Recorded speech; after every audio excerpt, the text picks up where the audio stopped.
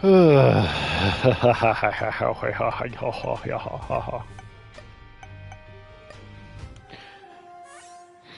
morning?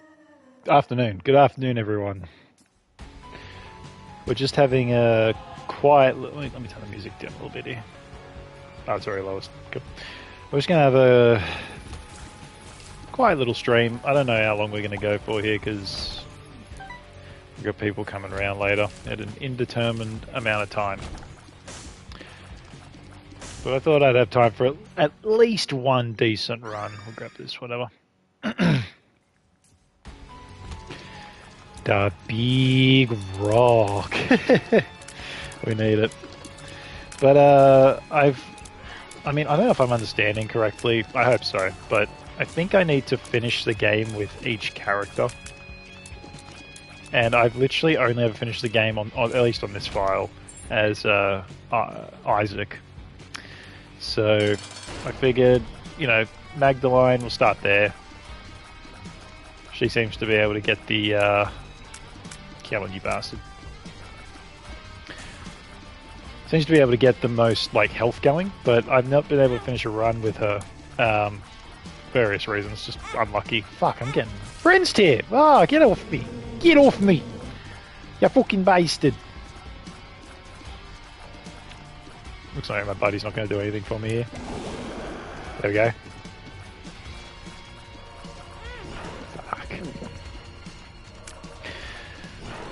We've had a productive morning. We've ripped the cupboards off the wall for our kitchen renovation. I'm just gonna fucking die. What's going on here?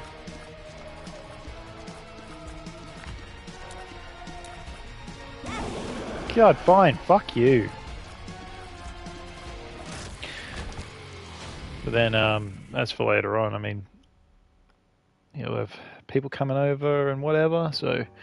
Hope they like the new setup. We put the cupboards all in the living room, so it's not braced or anything, and I'm just like, please don't. Oh, fuck off, I don't want that. We're going to try and run for a reroll.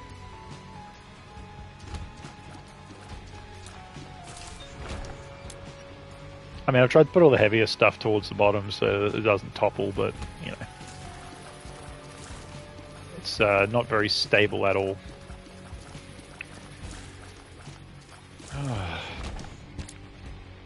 Tell you what, I'm bloody tired.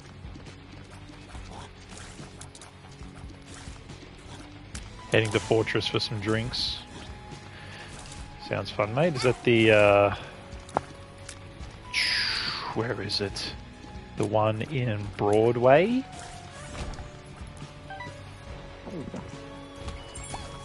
Or is there another one?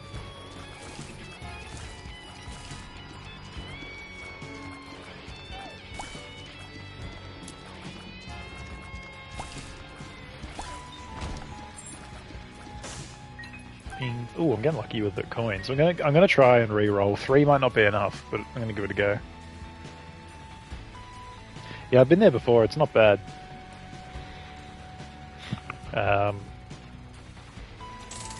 Make sure you do some Mario Kart. How good was that?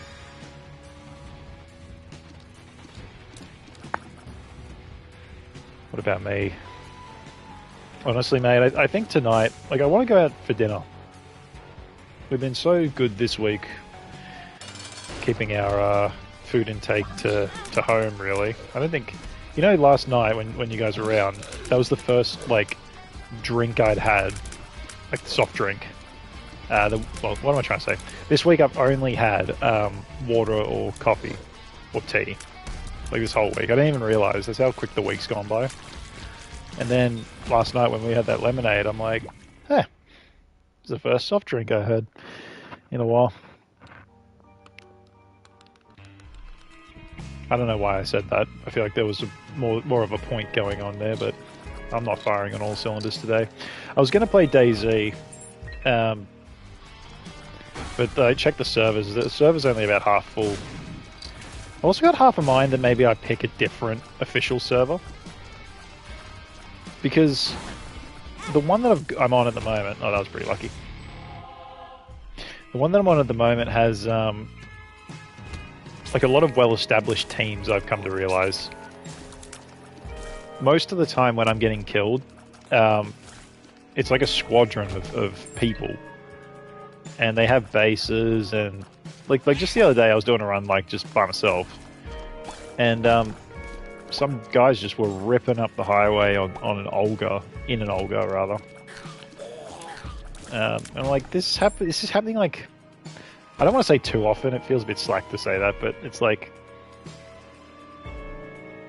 what's the occasion for tonight?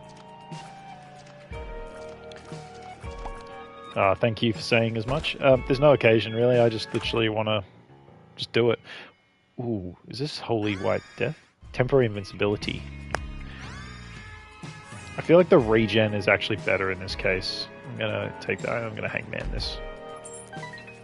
Cool. Yeah, no special occasion. That's what I was saying, so thank you for reminding me. That's why I brought it up. Yeah. I actually haven't spent like any money this week either. I'm just tanking everything, aren't I? Like barring I bought the biscuits yesterday, which is about $2.75. I bought a packet of sour worms, $2.50, and then I bought what do you call it? The bottle of lemonade, which is like $1.15. So less than $10 last night. Who am I going with? Probably the missus. That's assuming she's down as well. She may be too tired. She's out today. So she might just want to do something at home. Which is if the case. I want to watch... what do we got? Backrooms? We can watch the Backrooms.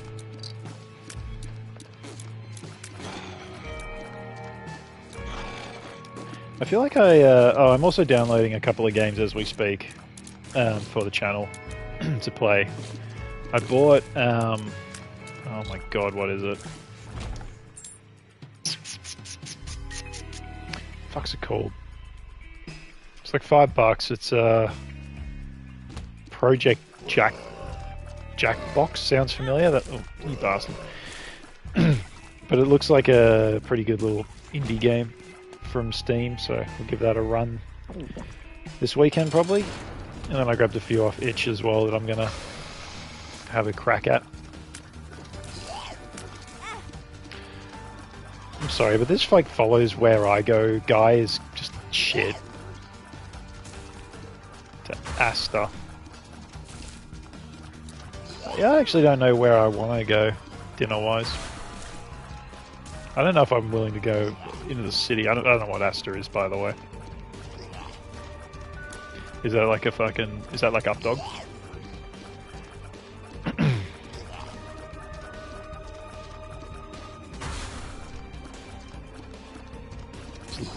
Lovely. Oh, yeah, it could be nice. For fuck's sake, dude, I have been hit in this run singularly more than like any other run in my whole entire fucking life. This is just not working. And I feel like I'm doing literally 0 damage. Like just... He's absolutely soaking it up. I got the pick up here, eh? Come on. Fucking... Okay, rant over. All stats up then shuffled. What do we... Well, we got heaps of range. That's nice. Yeah, we can just move on. But yeah, because we've been so good, like my meal prep this week was literally like some seasoned beef, some seasoned roast potatoes, and then we got Greek yogurt. Put a bit of buffalo sauce in the Greek yogurt to make like a... Oh, for fuck's sake, this is humiliating, this run. It's not working. To make a sort of like, you know, creamy, spicy sauce. I mean, I hesitate to say spicy, it's just buffalo, it's not the same. And you chuck that on top, fucking beautiful, mate. Bloody gorgeous. And then my workmates, you know, they're having like, they're getting like Maccas and like all sorts of stuff, and I'm like, oh, what'd you have for lunch? And he's like triple cheeseburger. I'm like, oh my god, please, he's so nice. But I'm like, no, I'm trying to be good. We made our food. We don't need to go and get fucking Maccas. Oh my god, this will be the end of me. Come on up here. At least I can stay out of range, like, you know, rocks notwithstanding.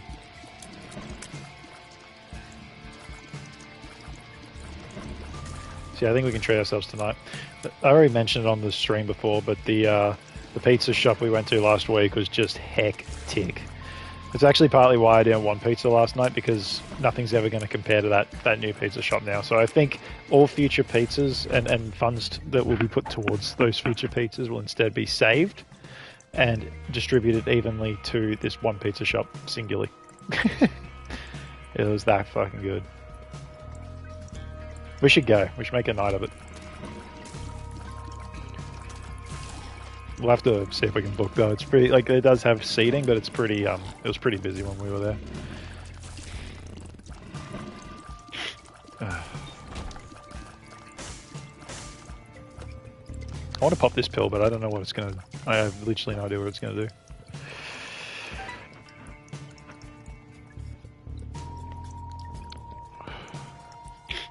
There was this like, what do you call it? Oh, that was close. Oh, what's it called? Sorry.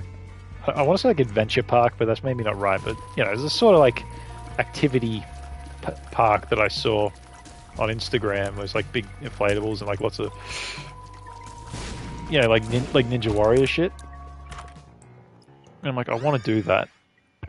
But I'm concerned that if we do that and I fuck it up, or, you know, the missus fucks it up while, like, in our preparation to go overseas, we're going to end up injured.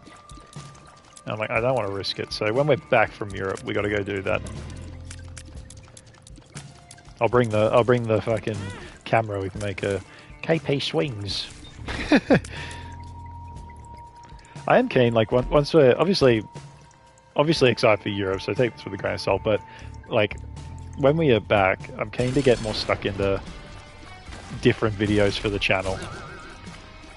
I must admit, even as I was looking at all the games and stuff, like, I enjoy playing horror games, but I'm thinking, like, none of them were, like, jumping out at me. It could just be because I'm, like, maybe a little uninspired at the moment.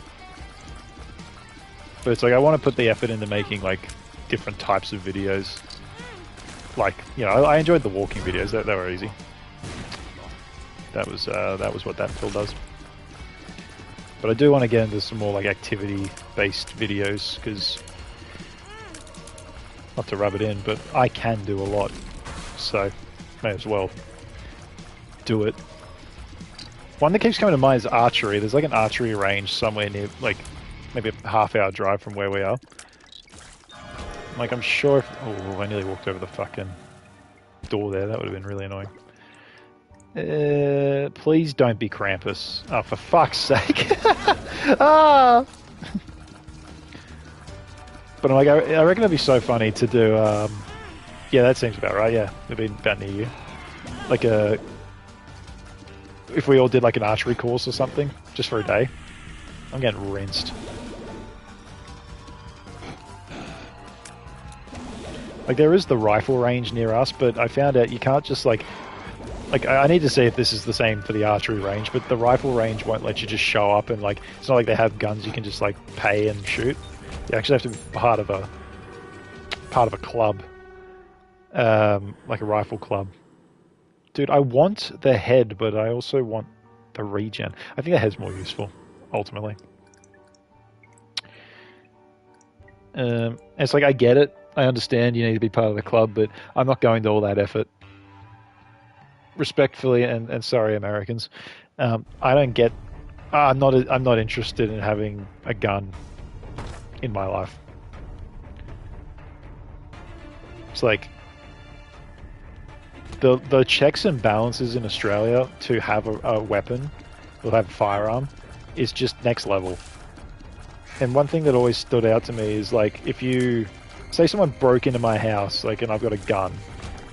And they, like, and I'm not there, they steal my gun, okay?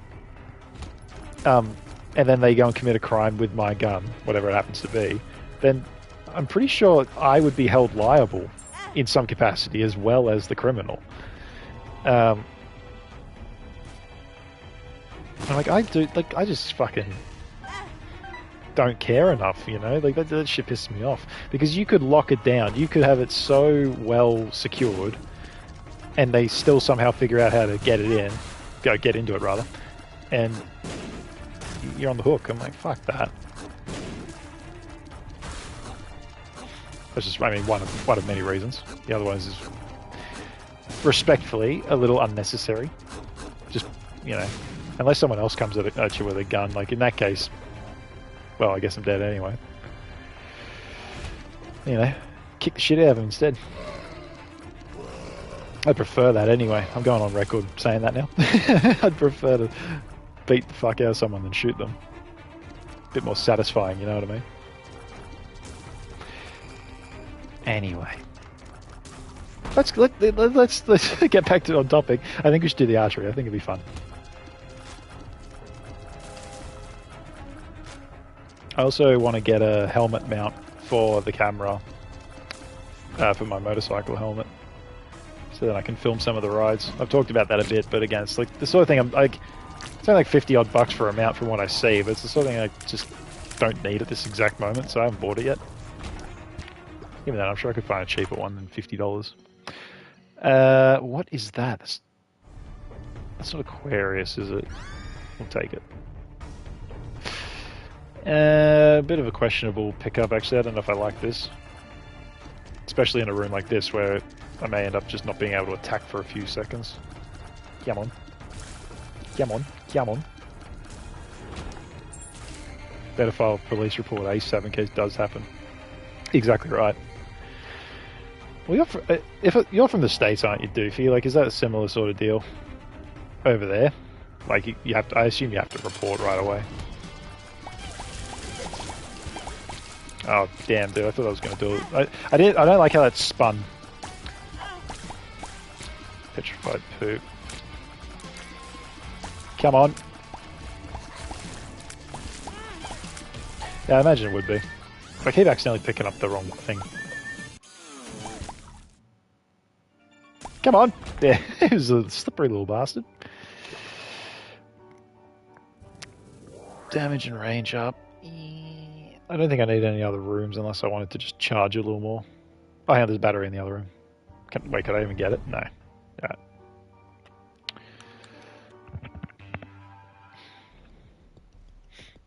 But yeah, I reckon it'd be nice just to go out on a ride, especially like because once we're back from our trip, it'll be springtime.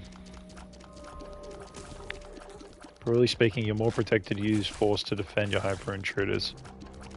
Oh, that's true. I'm more talking about if someone was to somehow steal your weapon without you knowing. Like if they broke into your house and stole it, and then went and like robbed the store or shot someone with it, then you'll be in strife as the owner of the gun because you didn't secure it sufficiently.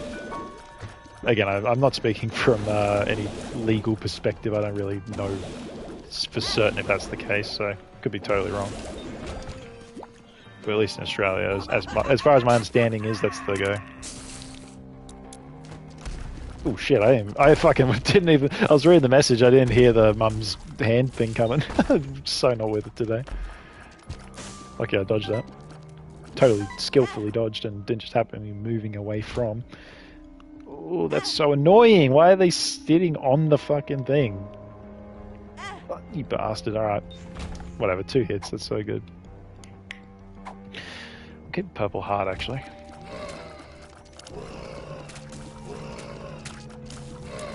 Although I feel like... I actually don't know what trickle charge does. I don't know what a lot of things do in this game still, in spite of my time playing it. But I feel like the trickle charge, wouldn't that assist my pickup for Krampus? I don't know.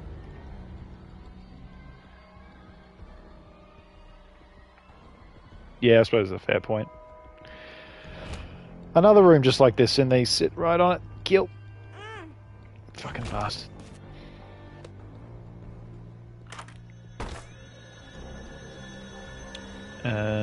Let's see here. Nice. I got 8 bombs. Ooh, shit. I fucked up.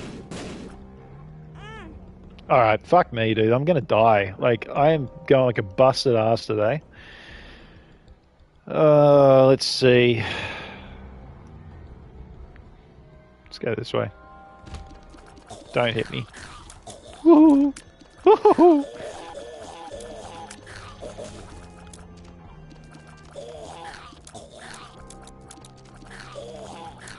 Could just wait until the thing charges actually. See if I can't ram him. There we go. Actually, I'm gonna buy this heart here because I'm weak as fuck. Oh, I got skeleton key. Yeah, might as well. This skeleton key is really working out nice for us today. I don't know how I got that, but we'll take it. Maybe I'll just re-roll for another heart. Let me just see. This could be... Actually, this will be good. 2 of clubs. There you go, plenty of bombs. Nice. Oh, and this... Oh shit, nearly walked on the spikes.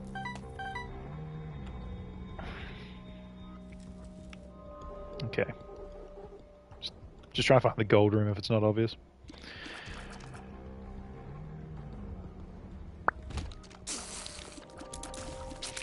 Need 2 safes, ammo and firearms need to be stored separately. That's true. Ah, fuck! Again, the slow, the slow move speed. Oh my god, there's the pit there. I didn't see that. Fuck! Half a heart. Fuck off, man. I'm gonna die.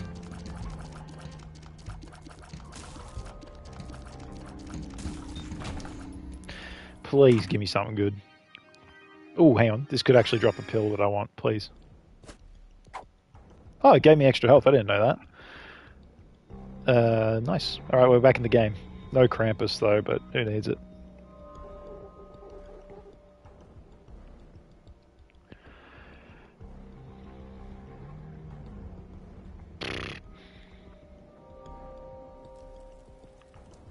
But yeah, sometimes, I guess on the subject of the rifle range, sometimes you can hear them firing.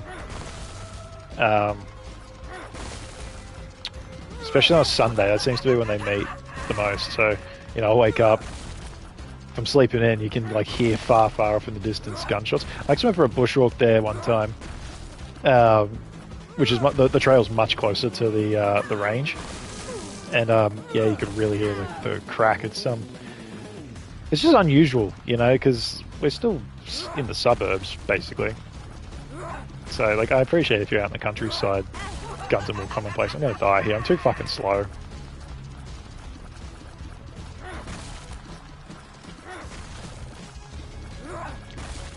And I don't think my thing charges up again, eh? That's so annoying.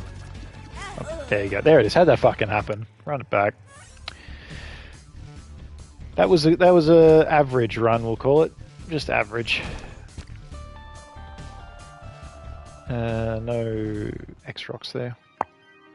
Soy milk. Yeah, whatever. Let's do it. I was complaining about no damage last time, but now I got literally no damage.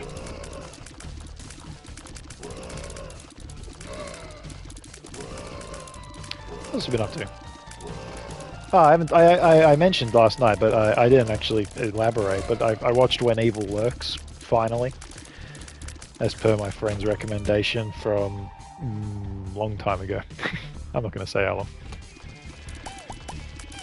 long. I did enjoy it, but I got to say, like, and it's nothing against the movie. I'm not as big on demon films as I thought. Missed the debates when I was in college about criminology or social justice issues to be debated, and nothing was off the table. It is nice when an actual debate can be had, and people not just resorting to screaming at each other. Too often, in my humble opinion, it is whoever's most loud is perceived as most right nowadays, and I'm like, it's not the case. I mean, you can have a difference of opinion, but you gotta kind of articulate it correctly.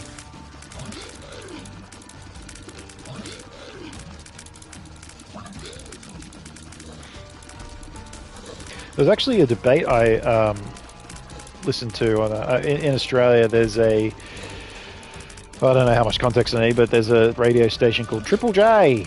Triple J. It's definitely like the young person's radio program. Oh God, I could go on about this topic for forever here, actually, because I used to love Triple J, but there seems to be some phenomenon where you hit a certain age and suddenly you just don't like Triple J anymore. Like, the music becomes insufferable. And I gotta say, I've hit that. I really don't like the current cohort of music that they're putting out on Triple J. Not to say like people can't enjoy it, like do what you want, but it's happened to me now. I used to sit there and be like, yeah man, chuck on Triple J, this is awesome. And then now I'm like, no, really, take it or leave it, you know? I don't have any bombs, then there's a rock there. I am just going to try this room for a, just for a bomb, potentially.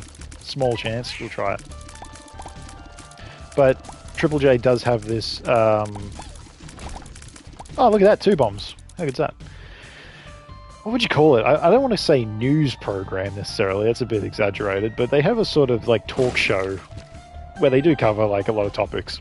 And it's broadly reaching. I mean, they usually have a political thing. They have like, you know, someone's experience. Like for example, the one that I listened to and we'll now elaborate upon had like 2 main stories in it, which was there was a guy who, oh, he was an ex-drug addict. He's in rehab. He said he was like some, what do you call it? Like just over a year and a half sober, right? He used the day count, and I don't remember the number, but whatever. But yeah, like, good on him, getting out from under the thumb of the drugs, as it were, and they talk about that sort of thing, and you know, the host certainly likes it. For any like people out there who are listening right now, who might also be in the throes of addiction, you know, what's your message to them? It's like that sort of thing, right? But there was a situation that they had the debate on where, what was going on? There was I can't remember the term they used, but like I've been saying decommissioned. I don't think that's the correct term though. But there was a decommissioned church, right? It was decommissioned like 100 years ago, like in the 30s, right? So it's, for want of a better term, it's just a building. And what happened was the LGBTQ plus community got like a lease or something to use the old building. And what they wanted to use it for was, oh my god, what did they call it? It was called Divine. I'm really doing a good job of recounting this, aren't I? You can tell I was paying a lot of attention to this. Basically, they turned it into like a party area, right? Like, you know, just a spot to come and have a big piss up and a party and a boogie, whatever, you know, do what you want. But, you know, first off, it was previously a church, but then they like doubled down on such a thing by using a lot of religious items, such as the statue of Mary and the cross, and people dressing up like nuns and all that sort of stuff, to kind of like stick it to the Catholic Church a little bit. And the debate, what ended up happening was, you know, they're having this big party, and the Catholic Church were out the front protesting, being like, you know, it's being very insensitive to people's religious beliefs, right? Because you're making a mockery of you know, their religious artifacts, or whatever the term is, their sacred items. And the debate, I thought, actually was quite productive, because on one hand you had you know, a representative who like hosted the party, and then you had the representative from the Catholic Church. Oh, I forgot he would pick stuff up. I should have let him grab more. And to both of their credit, like, they obviously were, neither opinion was changed, I'll say that much. But they at least talked through each other's viewpoints in a semi-respectable way, and I found it quite refreshing. The representative for the, you know, in the pro category was called Etc. And I can't remember the Catholic Church lady's name, but it's Etc. and the Catholic lady is how we'll refer to them. Etc's point was that, you know, as a gay man, they were starkly ostracized in the Catholic Church community of which they grew up in. So they were part of the church, and they were obviously, you know, as the Catholics would do, were just shunned, right? And the Catholic lady took the position of, well, you know, we apologize that that happened. Like, I, you know, did an apology on behalf of the wider Catholic Church community, but then raised the point of, for want of a better term, two wrongs don't make a right. You know, like they're like, okay, yes, you were hard done by, like, putting it mildly there, by our community, but you're now like attacking the community anyway, which therefore means it's like you're just perpetuating the hate. Bumbo also want coin. Did we got a bunch of coin collectors here? And it was interesting to watch, etc. kind of pivot, because they started with it's art, it's a reclamation of these items and what have you. But the way they were saying it, like, you'll have to listen to the interview to get precisely what I'm trying to articulate here, but it was definitely being done in a way to clap back at all the bullshit they had to put up with. And that's what I say, like, so go for it. You know, commit to that. If you are going to stick it to them, just stick it to them. But where they lost me is that etc. backtracked a little bit and started to say, well, it's art and art's subjective. So if you got offended, we can't help that, but we didn't intend to offend. I'm like, I mean, maybe that is true. I don't want to commit one way or the other, but in my opinion, if you are going to make the point about, well, you know, fuck you guys, you were collectively horrible to us, and yes, we're going to, you know, kind of shit all over you, for want of a better term. I think you should just commit to it. Like, okay, like, start the conflict, but don't backtrack. You know, like, stand on your hill, I suppose, what I want to say. But yeah, it was an interesting debate, and like, there was a bit of back and forth, but I think ultimately, yeah, like I said, no opinions were changed. Me, respectfully, like, I mean, I don't believe in any of that, really, so, you know, I understand the religious elements side of things, but I also listen to, like, heavy metal and watch horror movies, and I love, like, you know, well, this is a bit of a weird thing to say. I don't love satanic imagery, but I have no problem with it, you know what I mean? It's just, it's nothing to me. So, I think just go for it. Like, everyone, we're not all going to get along and not everyone's going to be happy, but at least do the thing you enjoy. I think where it was a problem is that the protesting that occurred resulted in the event being shut down. I thought that was a bit slack. It's like, wow, you pissed and moaned so much that like, the landlord pulled the lease from the party. I'm like, that's kind of lame. Dude, we are actually dealing a tiny little bit of damage here. Look at this go. Range and luck up. Ooh. I don't think I want Guppy's collar. This dude, though, could be good with the... If I can tee it up nicely with the... yeah, we'll grab this. We'll give this a go. If I can tee this up nicely with the soy milk, like, if we go like this, that should really increase our damage. I just need to use it wisely.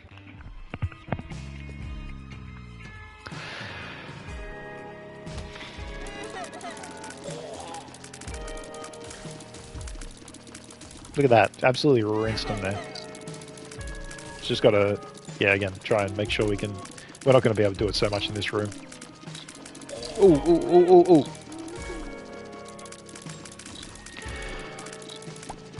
What else? I've been watching a lot of body cam videos lately.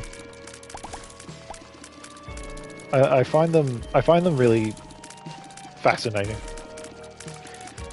Many here in the States are concerned about Europe. The left has hurt Europe's economy. We need Gondor back to our Rohan. I mean, if the Instagram Reels are... Look at this. See, this is what I was talking about. Sorry, side note. This is what I was talking about how effective that thing can be. What's going on here? I'm getting blown up here.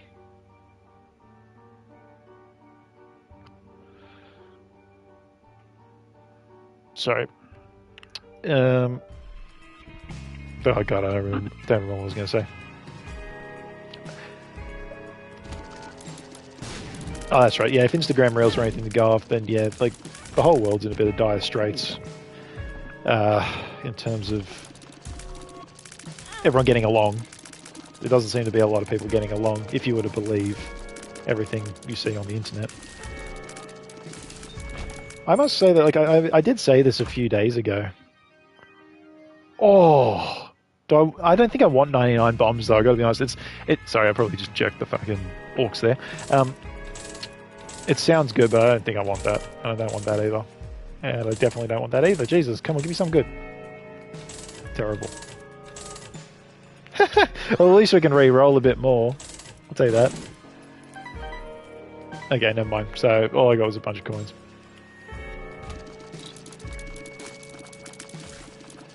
What I was going to say is I felt like... I mean, this could have just been me personally at the start of the year, but I did feel like people were antsy. Very antsy. Everyone was kind of pissed off. I was pissed off. I was a cranky young man at the start of this year. But then, like... Yeah, you just get fed up. Like, if you... Oh, it's going to end up in the bloody... The KP's political opinions now, and just general consensus. But it does feel like ever since COVID, it's just been one thing after the next, after the next, after the next, after the next, after the next, of just non-stop annoyance. And I don't know if that's just because I'm, like, paying more attention now. But man, like, it's enough to drive anyone mad. I feel like I'm a pretty patient person. And even I was getting... I'm just going to pop this pill. Makes you large. Ooh, card generator. I don't really know what I'm looking for. I'm just going to see that I can get one more pickup. I don't know what this does. We'll take it. That could be handy. But yeah, you just... It got to the point where I actually stopped using social media. I stopped watching the news. Like, turned a blind eye to it all, right? Because it just made me so cranky. It worked. They love that, by the way. They want your attention. And nothing will get your hold your attention more than something that pisses you off. But yeah, I took a... Well, geez, it must have been about a 3 or 4 month break from socials, and that worked a treat. Took time to... work on the channel instead. I feel like that's worked out swimmingly. Should have that actually. Because it's all rot anyway. I mean, what am I going to do about bloody insert whatever issue is on at the time, you know?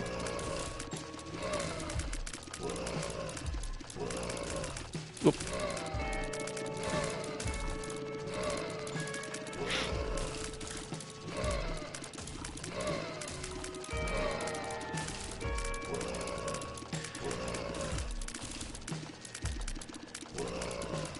Okay, this is annoying.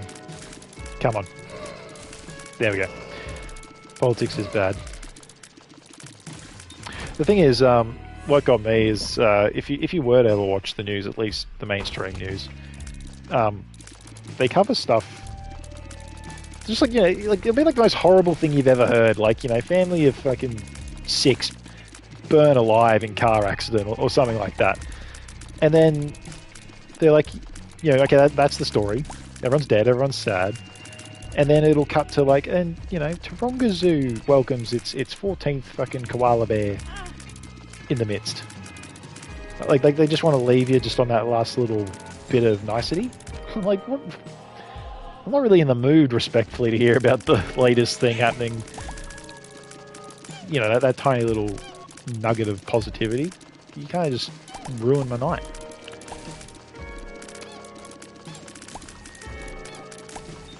I must say, I've started watching it again a little more lately. But I still feel like I'm not getting much out of it, so I'm probably going to stop. It's interesting to watch in terms of tracking how, like, people are discussing the cost of living. I'll give it that much, because it helps to not feel like you're the only one who's noticing it, I suppose. Which obviously I'm not, but sometimes if you don't hear people talk about it, I'm like, am I the only one noticing that fucking... Okay, you need to fuck off! Look at this! You see this shit? There we go. Am I the only one noticing that insert thing is going on? And I'm like, well, no, I'm not, obviously, but yeah, it's good to be proven right sometimes.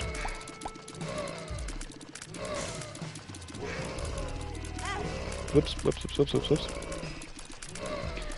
Anyway, let's move away from the political conversation before I say something I regret.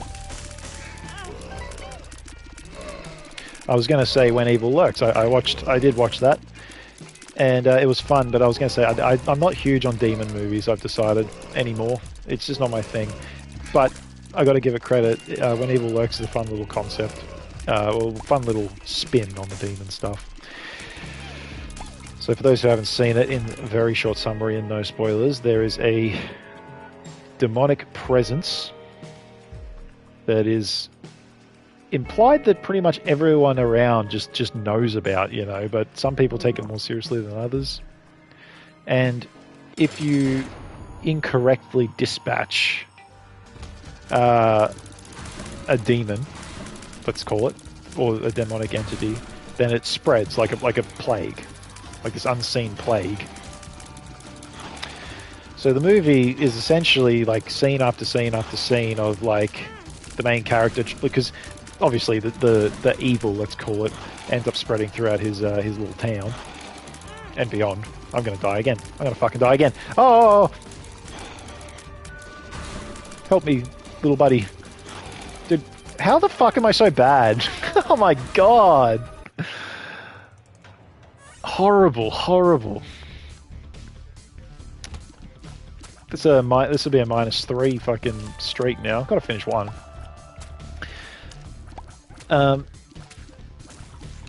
So again, it was fun. I liked that that concept, but where it just kind of dragged. Respectfully, I'm like, it literally was just like there's nothing they can do about it. Everything anyone ever tried didn't work. I liked the very final scene though. That was a good. I guess I'm getting into spoilers now, but yeah, the way his son is like, what was he? He was eating something, and then it ends up getting like the chick's like hair and necklace coming out of it, and then that just like snaps the guy's brain. I don't remember character names if it's not obvious. I really liked though that they didn't pull their punches on the gore factor. Like, there was some bloodthirsty scenes. His mum's hair there, thank you. There were some bloodthirsty scenes, and sorry, I hesitate to say it, but you know, scenes involving like children getting the shit into the stick. And that is exactly what I'm referring to. When the mum's walking down the road, that was probably my favorite scene in the movie. Just so intense and so, you know, I was thinking like they're gonna pull away, or they're not gonna show the whole thing. Like, it's implied, heavily implied. When he first drives past, you can tell what's happening, right? But then they then go so far as to just show the whole thing. I'm like, wow, man, it was good. I actually really liked the dog scene. I found that super intense, and not only that, like, obviously it's an intense scene. That's goes without saying. But the fact that once all said and done, she's like fine. It's like, well, obviously she's not fine. She's been possessed, and I really liked that scene when the guy fucking. Why are these not hitting? Come on, he's like deflecting it somehow, and the guy like runs him over, and then they see the girl playing like nothing happened. That was so cool. God, I don't want this. I'll come back and grab this if there's an X rock around. But I think we'll just go and take this on. The devil. But I can't say I would necessarily watch it again in a hurry. Again, good special effects though, really. Like, even the what do they call the first sort of demon they encountered? It's like bloat or something. Just gross. Please be something good. Yes, mate. Range. And this is probably making bigger again. Oh no, that's stupid. Infested. I really hate this wizard one. Are you a wizard? It's just, I mean, I know it's not supposed to be an enjoyable experience, but it pisses me off.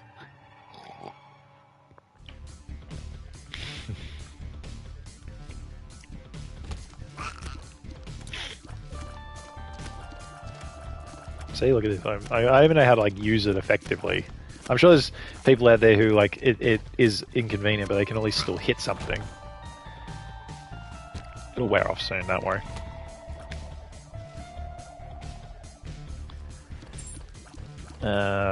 Come back for that one. Oh, hang on, I got my sight back. Cool. Bing.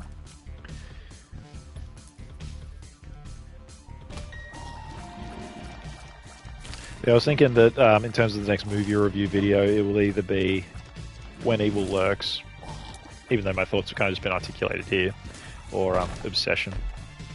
That was fun. I figured, does that mean she steps on me? I don't know. I love the, I gotta say, Obsession, not very scary. I don't know if I've talked about this already. Not very scary, but just in a refreshing sort of story, you know? Like, I enjoyed that. It felt like, you know, it's somewhat predictable, but it felt original enough in amongst this constant, like, oh, there's a ghost, you know, the Conjuring, 14, the Nun Returns, you know, like, I'm fed up with it. So having this like a straightforward, really small cast. I mean, what, there's like 5 main actors or 5 speaking actors in that whole movie. I'm just listing off in my mind how many there were. There are a few, but you know what I mean, like low budget, just enjoyable. I don't think I want that. Let's try and reroll. Now, what is it? No, that's a bad idea. We don't want that. So if I'm not mistaken, Glass Cannon would significantly increase my damage, but would put me on 1 heart, which, as you've seen today, I am not lasting with the low move speed of Magdalene here. Oop, there it is. That was Mum's toenail at work.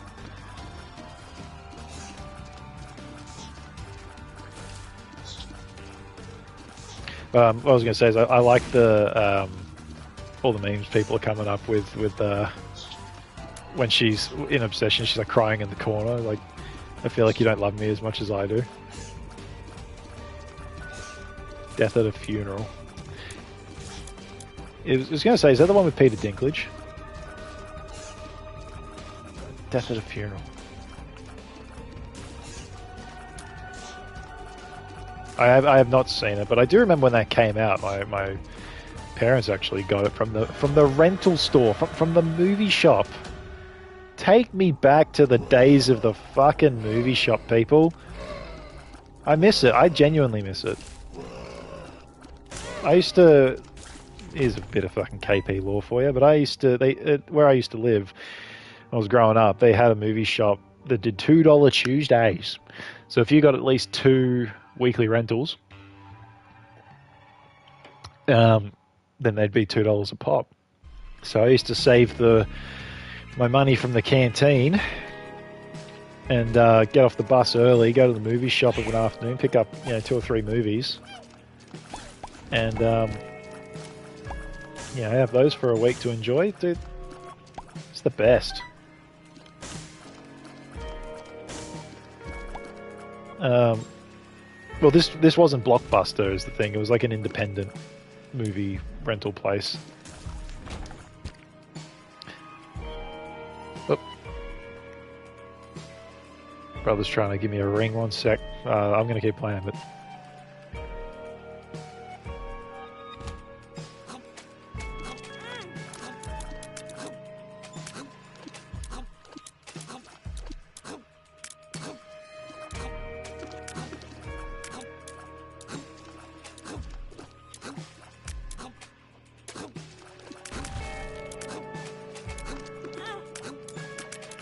It's a bloody hairy room for me trying to coordinate that phone call. Anyway, sorry, the chat said it was a video easy. No, it wasn't. It was literally like just the suburb movie shop. I'm not going to say what suburb. But yeah, like when I turned 15, that was when I was able to rent MA movies. I don't know what the rating system's like in the States. They don't have MA and stuff. They just have like PG-13 and then it shoots up or something. You'd think I would know, considering my love for the horror films. But once I could get MA films, I was just like, it was non-stop horror. I'm gonna grab this. Like, I'd scour the horror section on a weekly basis and grab like a couple. Yeah, PG-13 or R. There you go.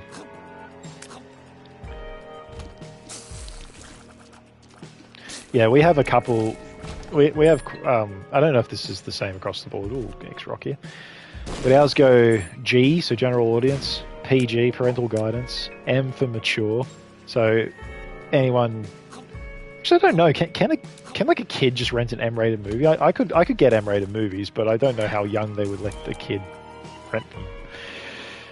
MA-15 was mature audiences, so that's the 15 plus cutoff, and then R for, I always said restricted, but I don't know if that's actually what it stands for.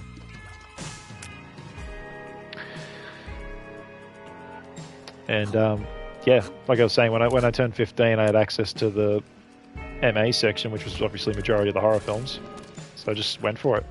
I remember, because when I was growing up, we had an upstairs TV and a downstairs TV, and obviously because I didn't want to bother everyone with my fucking endless horror films, I used to just set up on the upstairs TV of like a Friday night and watch whatever. There was one time I was watching Saw 7, and my dad came up to ask me if I was coming down for dinner or whatever. And it was during the horsepower trap scene with Chester Bennington just fucking screaming his head off as he tries to peel himself off the seat. And my dad comes, he's like, "Oh, mate, you coming down for..." And he just stops talking, looks at the screen. But we get through like the whole scene together, and because I'm just watching it. And he goes, "Fucking hell." He just walks out. So, yeah. That was good.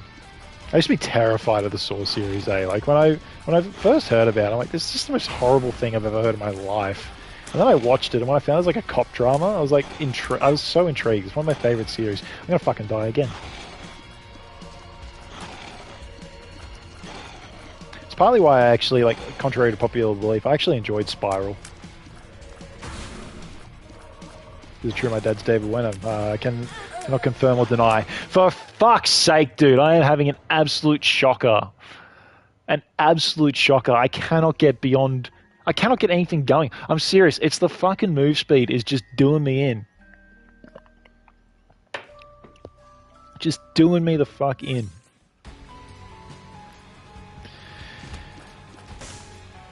But yeah, my love for horror films, I would never say it got me in trouble. But there's been more than one time where because they love a fucking sex scene, don't they? So, people come in at the wrong moment. Like, I remember when me and my wife first started dating, we watched Cabin in the Woods together, and there's obviously a raunchy sex scene in that moment before someone gets fucking massacred, and of course the future in-laws walk in just as that's happening, and I'm like, guys, I'm sorry, I'm not trying to just show your daughter inappropriate shit. It's just part of the story, So anyway, it didn't matter in the end. Sorry, I saw your comment. Let me just I gotta just pull it up on here because it fucking doesn't come up in its entirety on PlayStation. Just one sec. You said, if you like horror, look up the case of Matthew Hoffman. It was 2010. He murdered 2 cousins. The survivor went on Dr. Phil's show. They were a family. It was wild. I actually might check that out. I don't mind true crime. I went through a phase of true crime a couple of years ago, actually, where it was like, I love listening to every little case in detail and figuring it all out. Nowadays, though, I can't say it hits as hard. I don't know how to explain it. Like it's just. I think the last piece of true what was I going to say, true horror? The last piece of true crime that I ever kind of enjoyed was the monster series about Dharma. But that is, like, in hindsight, once I finished it, it's like the most insensitive portrayal of the victims, like, ever. Like, they have Evan Peters to be Dharma, who's like, you know, sexiest man alive.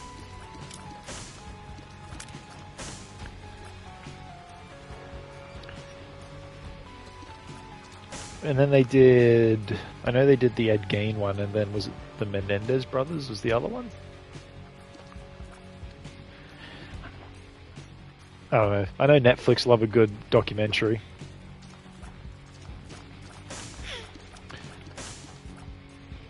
Uncle Bernie took the death penalty off the table so he could tell where the bodies are.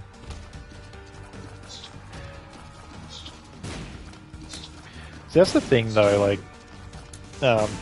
These people who commit these crimes end up in such a state of notoriety, right? And they get, like, I nearly said they get cool names, but really, like, the Night Stalker is a stupid name, for example. And BTK is by far the stupidest name. That guy's an absolute goofball if you ever look into the, like, the way he kind of, like, fumbled his way through his crimes. This is not to say that his crimes were any less horrifying as a result. Like, it's terrible. But it's all offset. Well, not offset, but it's all backdropped against this absolute just foolish behavior. I guess we pop the pill and take the hermit, right? Like, he got caught because he kind of fell into a state of, like, irrelevance. So, you know, the cops were, like, kind of onto him, but what he was doing was, like, trying to play some stupid game where he would leave, like, Barbie dolls and, like, cryptic messages around town for people to find. And the idea being, like, ooh, I'm this, like, fucking super cool, notorious serial killer, and everyone knows my name. I am BTK, blah, blah, blah, and all that, right? But then no one connected the clues because of how stupid his little, like, plan was. Like, or the way it was being articulated. That's not where I wanted that. I made a mistake. Still worked, though. Hell yeah. And the way he got caught was back in the day when they still used floppy disks, right? He was like... He literally asked, like, because he was, like, on the phone to the police using, like, you know, like landlines and shit. And he's asking them questions about how the investigation's going and, like, implying it's him and stuff. And then he literally, like, got to the point where he's just admitting it's him. And he's like, if I were to send you a floppy disk with all this, like, ooh, super cool information that I want you to release to the press to, like, scare everybody, can you track the floppy disk? And the cops are like, oh, no, we can't track floppy disks. Just send it through. And he's like, you sure? Because you can't lie to me. You're a law enforcement officer. You have to be honest. And they're like, no, yeah, totally, dude. Like, send it through. And the minute they did, they figured out exactly who it was when fucking arrested him. I'm sure I'm not recounting the story to the exact letter, but you get the gist. We are totally taking this devil deal. Goat head, I guess. Why not? Yoink. I don't think I want that. Making a bit of better progress this time.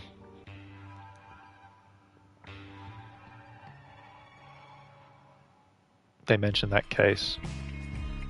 Sorry, again, I'm just pulling a message up in its entirety. Everyone bear with me while I read. I'm a good streamer. I have my chat really accessible. Years later in college, while taking Intro to Psychology for prereq, they mentioned that case. It was in the textbook. That was rough. Buddy told the instructor it was family, and she was speechless. That's the thing. Like, it's all like when we sit here from the sidelines and just talk about it. Yeah, you get this sort of like you're removed from it, right? So you can just talk about it, and it discounts the Do I want to hit the hermit or not? I do. The hermit. But you got to remember that, you know, there's real people at the end of it that, you know, lives were just destroyed over it. Usually for nothing, unfortunately. Usually because someone is too much of a fucking loser to go and get some tail.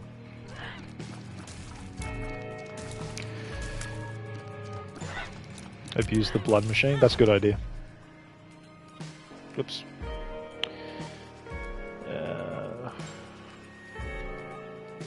That was in here, wasn't it? No, it wasn't. It'll come up. Which is the reason I say that is that's something that I keep in mind, particularly nowadays. Of like, you know, it's morbidly fascinating, but it's still like real people at the end of it. So like I love horror, but true crime is that little bit too real.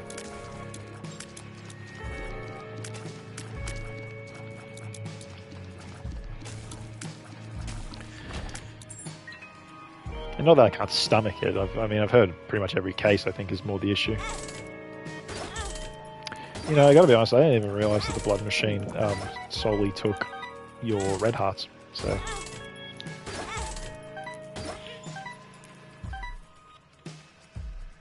You find it like a puzzle to solve. That's a good point. That was something I actually did enjoy.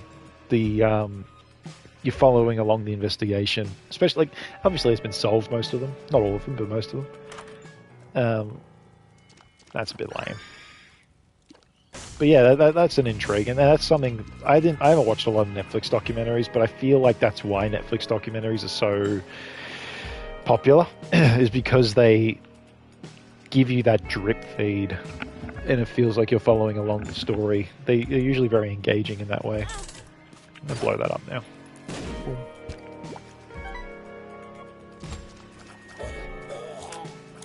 I feel like Nox is sitting there like, you shouldn't have done that. You could have gotten more health and done come back. There was one particularly harrowing true crime case, which I'm not remembering the name of now, but it's not often that I hear something and I'm like, oh, that's you know, that's really just fucked. I mean, it's all fucked, but yeah, we're not going to talk about that one. I don't think it's appropriate for the stream. It's a little too far, and I don't remember the name anyway, so don't matter. I'll figure it out later, and maybe we'll talk about it in a more sensitive way when I'm not getting fucking killed by these fucking skeletons. I hate them. Bite them. Oh, super lust. Here, water. Come on then. Come on then. Hey, the Yamaha. That's cool. The fucking irony of that, like the Yamaha there also being available with me. Like, I could have synergized it with the fucking blood thing. Yeah. Anyway, Nox, I'm sorry you had to see that. Oh, and the battery too. It just gets worse and worse and worse. Oh, and the heart too. Ooh. I kind of want this. I'm gonna take it. I don't care about the fucking zombie buddy. May as well just do this for the boss fight.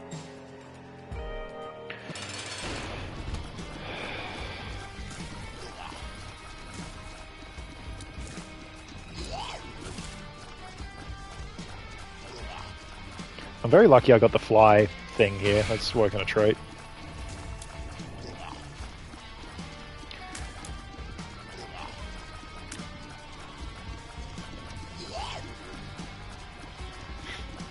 You know, last night after you guys left, I did, I was gonna, don't forget the other key locked room in the top right. Oh yes, thank you. I was actually going to do a zombies stream, but I'm like, I opened the game up. I'm like, I'm just going to do like a warm-up run just to make sure that I'm like good, because I was pretty tired. Like, didn't work all day, and then, you know, obviously hanging out, which is fine, but I think it was time to call it quits there. So I jump on. I'm on Kino. I literally just fucking... I make it like not even to round 4.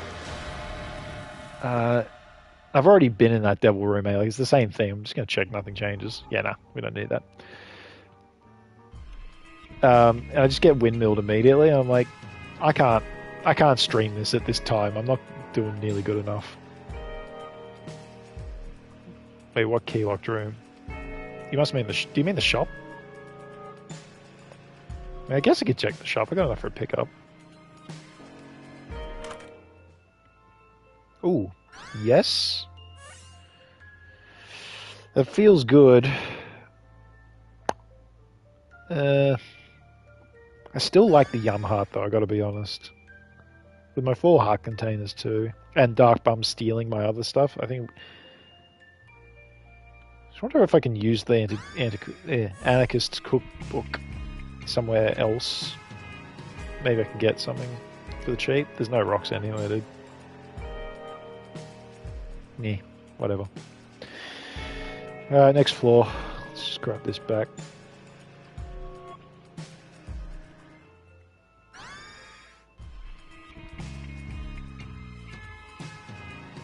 I gotta say, I was miffed at DayZ in losing that truck. That was that's what I was saying. Is that actually, yeah, I don't know if you're there, Doofy, but I'm thinking I might shift servers, so I'll let you know which one we jump to instead if you end up wanting to rejoin. And the reason being is that everyone's too fucking well established on that one that I was playing on. Either that, or I can just go and, like, I know on the prison island there's some dude's base. I could just go and brute force the lock, like I've done a couple times here. Fuck, I'm bad. And then just get into their shit, but effort, right? Like fucking. I think honestly, like I'll keep playing DayZ. Don't get me wrong, but I think Badlands will be when I get that reinvigoration. Oh, you got a bunch of servers there, man. Nice. Fuck, I'm gonna take damage here as well.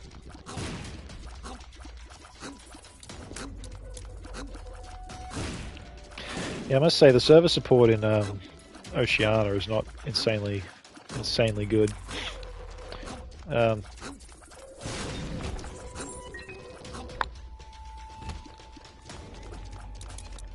Insofar as to say that, like, there's only a couple. You're on a super duper servo from the size of that Cherno base. Yeah, literally, dude. Like, and that's something that I only have realized quite recently. That, yeah, because I've been playing on that server for maybe, oh Jesus, can't be too long now. I'm going to call it 2 months, right? But in that time, I've not been spending a lot of time on the coast in the way that I do when I'm on stream. Like, usually the way I play is to, you know, belt it to one of the military bases and just get as geared as possible, as quick as possible. But, you know, for the stream, I find it more entertaining to try and find people to play with. Well, not play with, like, mess around with, right?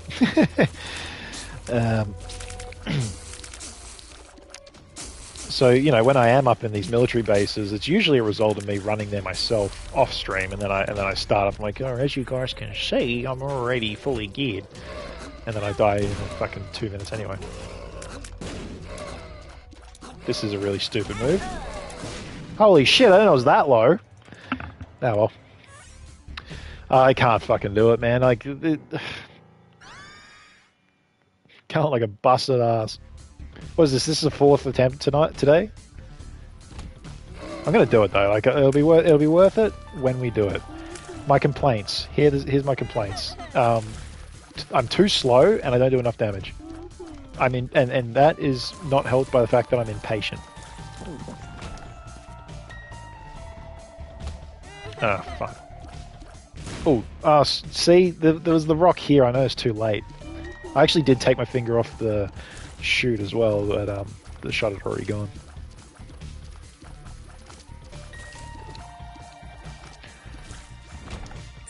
I'm gonna do it anyway. Worth it. Totally worth it. That would have been nice too. And this one there. Okay, I shouldn't have done it. And now we fight my least favorite fucking boss, Ragman. Let's see how long this Soul Heart lasts.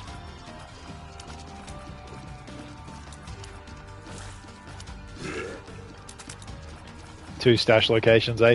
See, that's the other thing. Like, either option 1, shift servers, right, and just accept that I'm not going to get all the good shit. Because I looked back at my most recent stream when I lost the truck, right, because on the tail end of it, I kept running into those guys, and I noticed they had, like, all of them had M4s. And obviously there's a finite amount of M4s that spawn in the map at any one time. And I'm like, these fucks all have it. You know, like, they've totally got some base or some stash somewhere, and they're just rolling around Chernoris, just fucking shit up. And it's like, I thought, well, it's partly what I was going to do with the truck was set up a sort of stash of my own, just so I can get a loadout going. Obviously that did not work out. But again, I, as much as I hate to admit it, I'm not good enough at the game to do what these guys are doing, nor do I have the time. Hey, hang on, that's actually not bad. Obviously our speed is still crap, but the range went up and the damage went up. I dig it. Let's see how this works for us.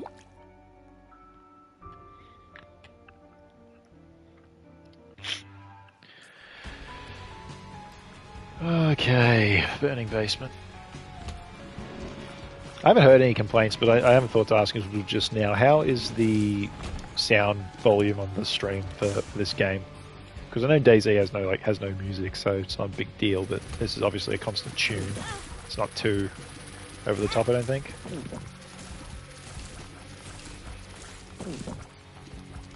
I don't know why I cracked my yum heart there. I had the fucking kills heal.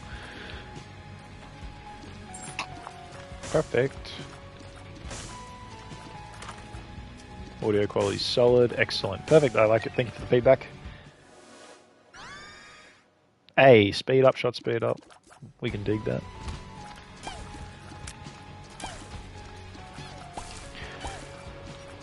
I mean, depending how tonight goes, I don't know. I might take a night off from the streaming. Like, we'll call this the stream for today, but see how the rest of the weekend plays out. I might jump onto DayZ. I'm more keen if there's if the server's filled up a bit. I was saying earlier, there's only like 30 odd people on at the time I checked this morning. It's like I can't just run around and loot, but I actually want to try and finish these runs on this game. So that's why I'm running this character specifically. I never, as I was saying, I never play anyone but Isaac, really. I was about to ask if I could bomb, that'd be great. Thank you. Take that. A devil. I'll find your live bases to online raid for the stream. I appreciate your hard work, Doofy. Tell me, do you have a raiding method beyond just brute forcing the locks? Because, like I said, there's that fucking base that's just... They've put a gate, or probably multiple gates, honestly, in front of the prison island. Sorry, in front of the entrance point to the prison, so you can't get into it. I'm curious if, besides just brute forcing the lock, you have any other thoughts on how to get in, because I know you can blow your way in or like hack your way in with an axe, but I don't have those resources, obviously. I don't think I want that. That's active, isn't it? Nox, confirm for me if that's an active item. Actually, I guess it wouldn't matter if it is, because then I can just put it back down. I might as well grab it. Ball of spiders. Oh, Daddy Longlegs. Actually, yes, that's good. I'll take that. I like it. I like it a lot.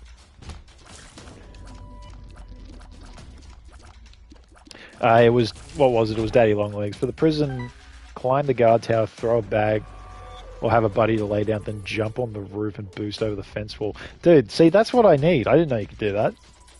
I know what you're talking about. Whether I can execute it remains to be seen. But also, the prison island is like just there, right? So it's no big deal if I muck it up.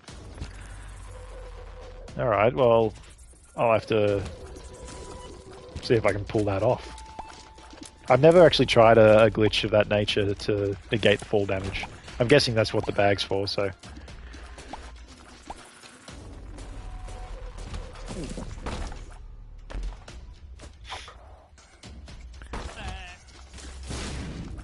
Shit. Run myself into a corner. Come on, step on him. Alright, I definitely need a bomb. There were a few, like there's a few rocks here, see that? So, anyway. Nice tight room for pestilence, love it. Keep it going, daddy! Step on him, daddy!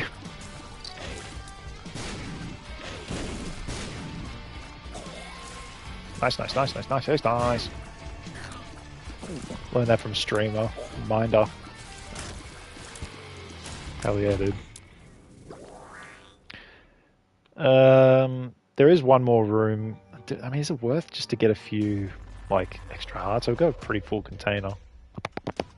I'm actually just going to push on. Yeah.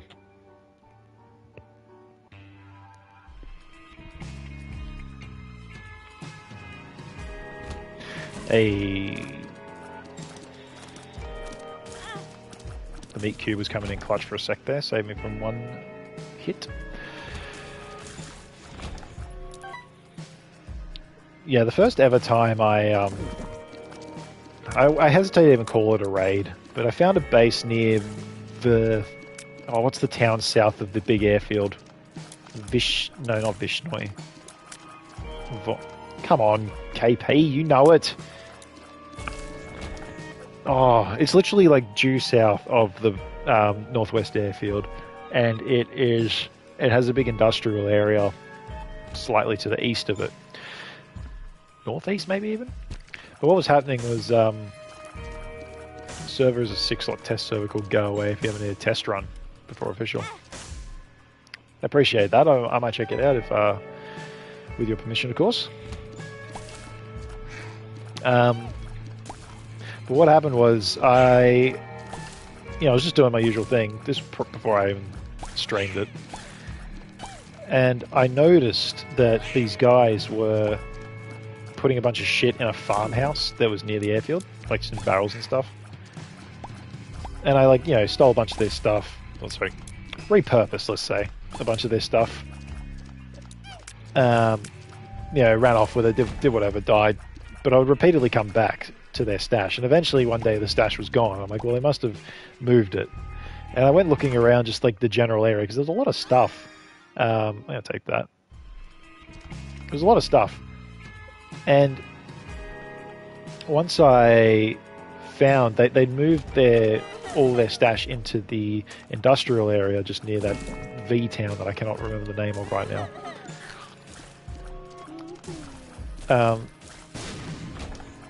So I'm like, well, I'm gonna have to break in. I want to, get that shit.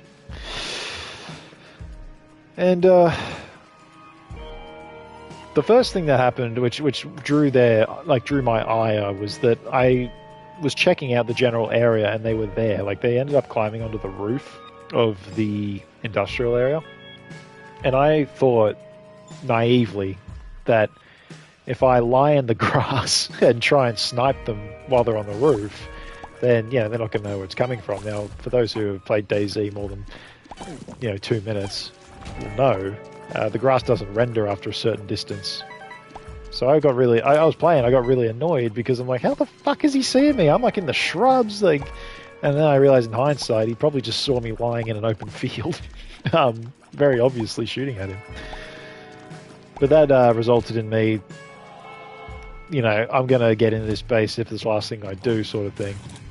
And I spent hours, literal hours, sitting, picking the locks to get in. I think that it literally took me till like 3 in the morning one night.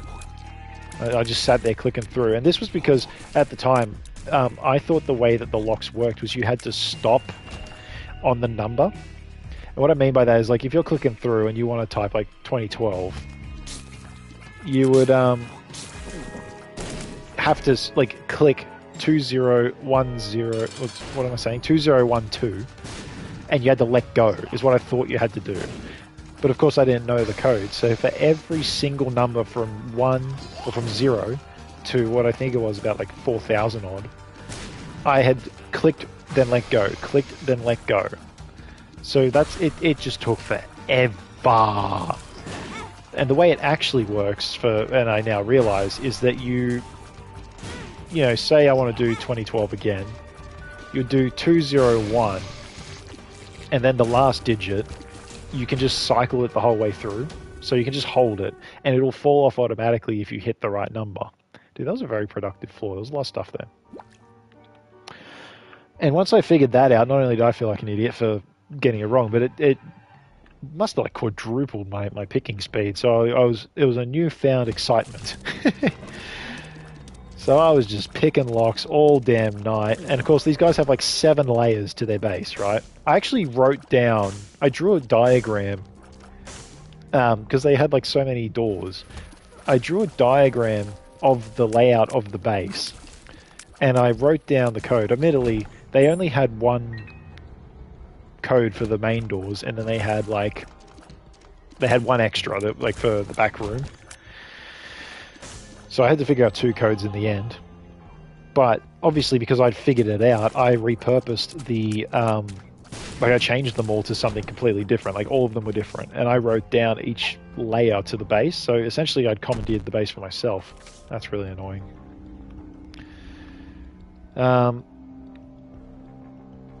Let's get the gold room. So I helped myself to as much stuff as I could get my hands on, and then I politely destroyed pretty much everything, because they were hoarding, as you would so often see with a base, right? So I used like the grenades to blow up. Like, they had like 17 barrels minimum in the back room, just full of stuff. Blew it all up, fucked up their cars. Destroyed everything, and just made sure that I had the stuff. But I also logged out inside the base on the off chance that when I logged back in, they'd be there, because I wanted to kill them. But obviously, when I did log back in eventually, I don't exactly know how they managed this, but they managed to blow their way out of the base. So every fence was just like ruined essentially, and they crawled out. So they got away. But it was all part of the fun. And then obviously there's an example on stream where I was genuinely lockpicking for like 4 hours. What a riveting stream that was.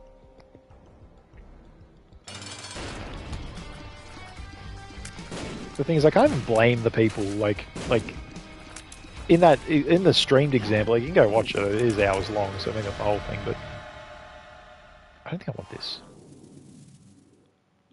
I still like this more. Have you tried taking the wire off the gate once you raid? It turns the entrance into a kill box. I have not tried that. Nox, can you tell me... can you tell me if the Guppy's collar is worthwhile here? I'm just going to wait for your answer. Will you watch me play on Discord? If I win, you get bad luck. If I lose, you get good luck. No, but thank you for the offer. And I hope your run goes well. I wish you good luck regardless. And besides, I've had all the bad luck today, so I'm sure there's not much left to go around. I don't know if Nox is still listening, so I'm going to take it in maybe like 2 seconds. That was X1. I mean, it's kind of pointless, isn't it? Because I'll respawn with 1 health. Whatever, we'll run it. We'll run it.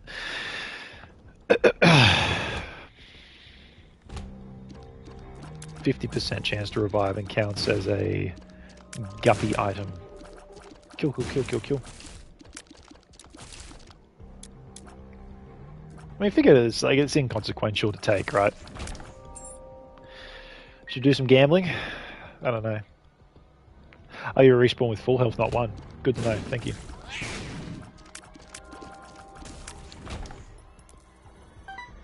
I do appreciate people jumping in and propositioning me with stuff lately. I feel like it's a sign that the channel is drawing attention.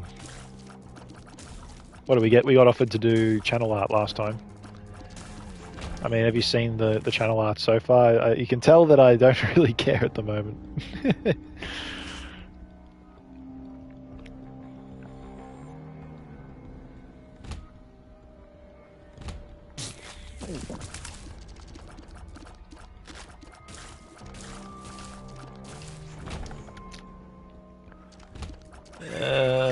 I'm going to jinx myself here, but this run's feeling a bit better than the last couple. Where are you? It's fun watching you stream. You have fun topics. Keep chatting, engaged in discussions while watching. Thank you for saying that, Doofy. I appreciate it. Whoop. We have a little teleport. Whoop. Okay, sorry, Nox. Verify for me again. I actually will wait for your opinion this time. That's not Horror Babylon, is it? That's Is it worth 2 hearts? Is that Brimstone? Sorry, Chad. Just bear with us while we get the expert to clarify. It is Brimstone. I'm taking it, bro. I am taking it. Always worth. Absolutely. As these little pricks are about to test on me.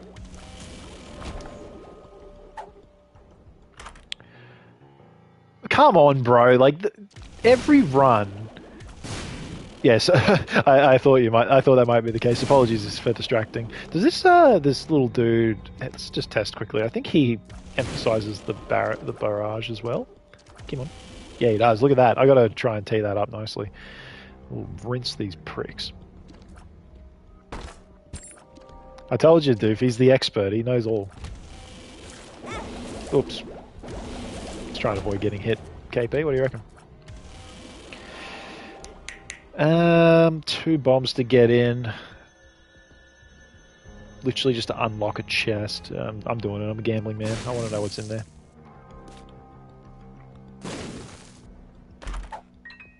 Fuse cutter. Okay, let's go this way.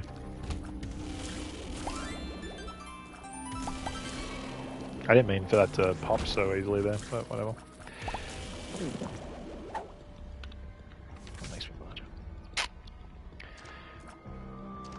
I think what else has been going on. It's not really a lot to report. The weeks have just been flying by, honestly. Like, I know we got our big trip coming up, so I'm keen as a bean. I'm interested to see... I mean, there's a lot of places to do, but this, like... You'll see when I eventually make the videos, but the Sail Croatia trip we're going to be doing... Oh my god, how could you go wrong, dude? Sit on a boat... Sailing away? Come down! What the hell? Where was she? Damn bitch.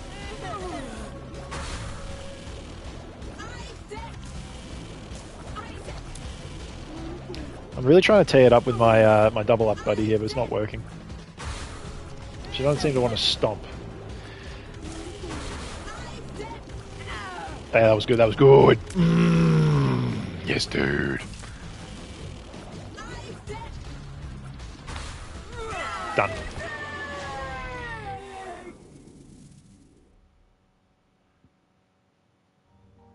Some DayZ streamers call themselves the GOAT if you debate your top 10 followers in their chat turns on you. That's actually funny you mentioned that. It's not fun. It'd be nice for other streamers to have a top 10-ish debate in chat. It's funny you say something like that about people getting real, let's say, precious about their DayZ ability, because, as I've already said, I'm not world class. I'm not necessarily going to downplay it either. But there was a time where I got killed in DayZ and this dude messaged me immediately thereafter. And he said, like, you know, because they'd won the fight, but he thought it was a good fight, so he said, like, you know, GG. Oh, what do you say? Because there was 2 of them. He's like, my mate saw you first or something. And I was just like, oh yeah, you know, good on you. Like, you got me. Who cares? And he's like, wait, you're not mad? I'm like, well, not really, because it's the game. Like, you go in, you don't know what you're gonna get. You could get absolutely nothing. I mean, I played for hours and not seen a soul. Or you could get lots of stuff, like sometimes we get on the stream, which is good. But ultimately, DayZ is just a game of unknowns. So how can I sit there and be like, Full health. I was cheated? That's the only reason I could see why you'd get mad, is if you felt cheated. And that's why, you know, when I did die losing the truck, I must confess, I felt a little cheated because of how the game just, you know, glitched out on me while I was trying to handle that situation. I wasn't impressed with that. But of the nearly 250 hours now that I've played, that's the one time that I can recall right now that I genuinely felt a little hard done by. So beyond that, like, that's a pretty good track record, right? And, you know, I get people get real antsy about their gear and stuff, and they want to, like, win every gunfight. I mean, the best you can do is just learn, like reflect on how you could have played it better. And I feel like that's how I usually approach most of the situations in DayZ. Whether I learn from it, that's a different story, because how many times have I said, I need to be more patient, I need to stop rushing, and I never do such a thing. And I always end up putting myself in a really precarious spot. Sorry, can he stomp on himself? I haven't thought about this before. Doesn't look like it's gonna do that. You're very aggressive. Can you stop?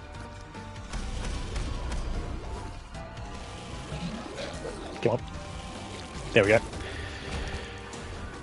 Yeah, I don't know if that little fucking monologue makes sense, but it's just a game. Why you have to be mad? There's the old adage, right? One thing I'll comment on quickly, this is a little unrelated, but obviously been playing a bit of Black Ops lately because of zombies, enjoying it. I think we'll keep death. This is like a room clear, isn't it? And we can come back for that. Should I need the room clear? What I was going to say is, like, the slow-paced nature of Black Ops is, here we go, there's a good example. Something I had to get used to again. Oh shit, don't do that. Shit! Just die. And I saw, like, one of my videos that I've got saved on the PlayStation here from when I was playing Modern Warfare 2, like Warzone. I used to, like, you know, do all sorts of stupid shit in Warzone and, like, clip farm a little bit. The smoothness and the speed of the new game, or the newer games, is so evident, especially when put against Black Ops, because they've done, as far as I understand, no remastering for Black Ops' release or re-release, which is fine. I mean, I guess they're trying to be, like, faithful to the original. But it's like, I remember when I first picked it up, I'm like, I really like it, but I was trying to do gun game, and I was like, I can't fucking land a shot. You know, I'm hopeless. I didn't grab the fucking rage thing, dude. Oh no.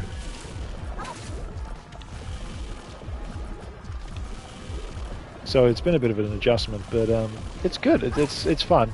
I do think, though, and maybe a little conspiracy, but I think that the COD developers are aware that their game is not popular anymore. Like, the last few iterations of why did Chubb have to spawn, dude? I'm gonna fucking die. Eee! God damn it! I gotta take a piss. Oh, hang on, I didn't die. Let me just go heal up, and then I'll fight again.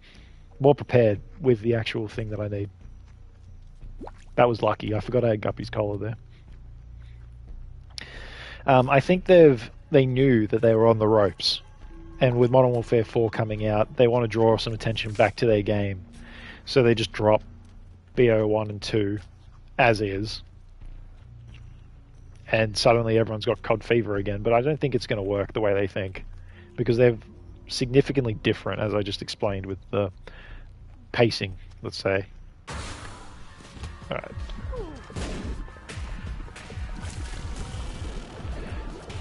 I mean, I'm not going to get Modern Warfare 4 at the moment. Okay, I really need this buddy to work for me right now. Right now, come on. Get in position, you fucking bastard. Oh my god. Keep going, keep going, keep going. I can do it, I can do it, I can do it, I can do it. Yoo-hoo! I still need to take that piss though, so... team, while I'm gone, pick the direction. We're not going to Hush. Up or down. Make the call.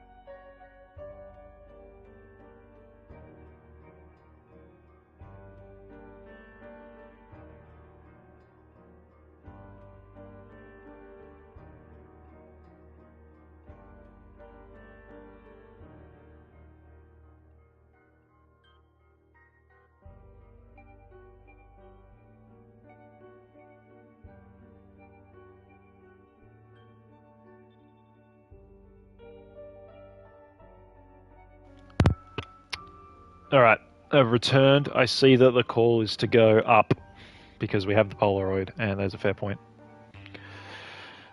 Excuse me. What was I talking about? It's not going to say, but I saw your comment, Doofy, about, yeah, when you die, you double down and go try and fuck the bases up. That's what I was saying, like, with those guys, and, you know, they drew my ire. Because, like, as I say, DayZ is a game that, you know, anything can happen, so if you want to make something happen,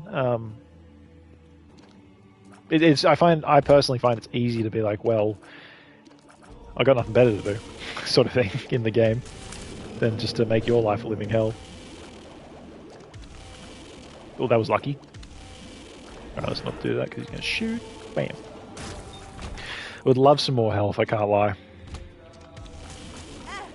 Oh, that's really annoying. Solid though, I got the vamp move up. Thank you.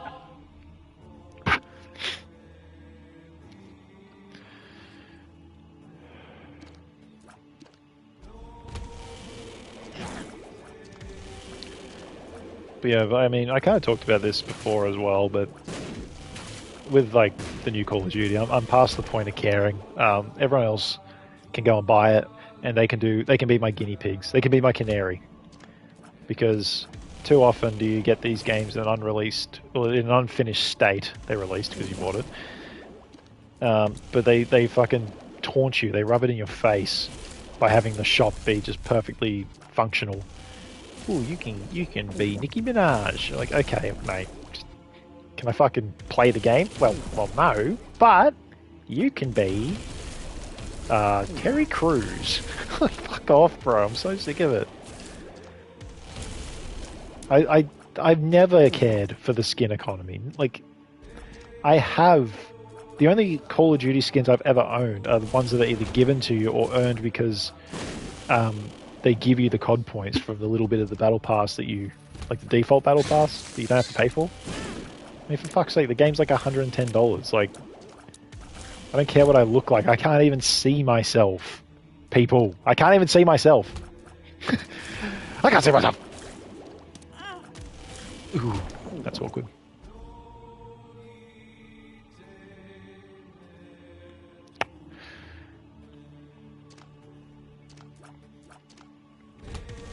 But yeah, it's just bullshit. Like, stupid. I mean, games have been doing it for a long time. League of Legends is a good example. At least I can see myself in League of Legends. The same as Fortnite. But, you know, I don't play Fortnite. I will say, though, on the record, I won my first ever Fortnite game I ever played. I got the Victory Royale.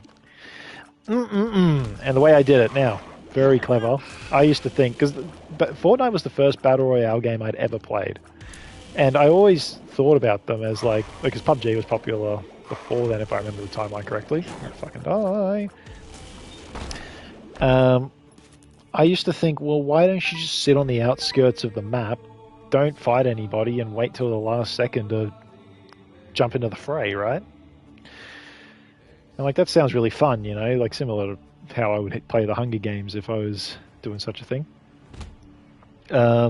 So that's exactly what I did in my first ever Fortnite game. I literally sat on the edge of the map, waltzed around a little bit just to make sure I wasn't going to get stung by the barrier, and then killed the last guy. Skin of my teeth, mind you. It wasn't exactly easy, but got him. Oh, fucking hell, man. So stupid. That was a misplay. And then I went through a little phase with it, but I never cared for the building mechanic. I still don't really like it. I'm gonna fucking die again. Come on. So, you know, when you shoot someone and suddenly they're erecting some fucking monstrous palace of protection, I'm just like, geez, dude, forget this. And then I enjoyed Warzone. Warzone's probably the Battle Royale I played the most out of all of them. Not that I was exactly super good, but I got a few victories, you know. The trouble with Warzone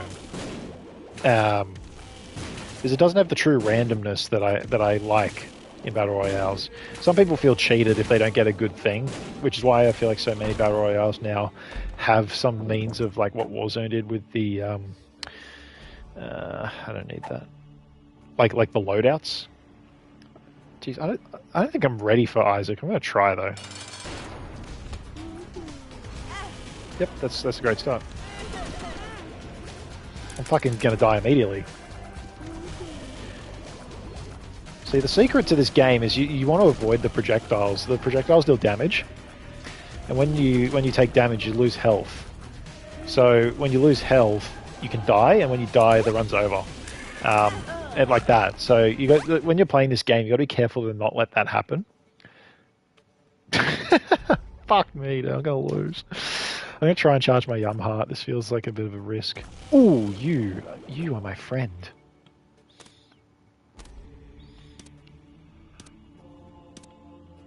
But what I was going to say about Warzone is it gets to the point where there's literally just an objectively best move. Best loadout, rather. You know, the meta. And it's like, in my opinion, takes the fun out of it a little bit because people aren't playing to fight necessarily. Their first and foremost priority in every scenario is to fucking get their loadout so they can get their perfect build with their perfect... what do you call it? Perks? That's the word. I'm fucking dead again. I wonder if I can high roll. That was so shit. I wonder how many times I can high roll the fucking 50% thing. Yep, that was a fucking awesome move there, KP.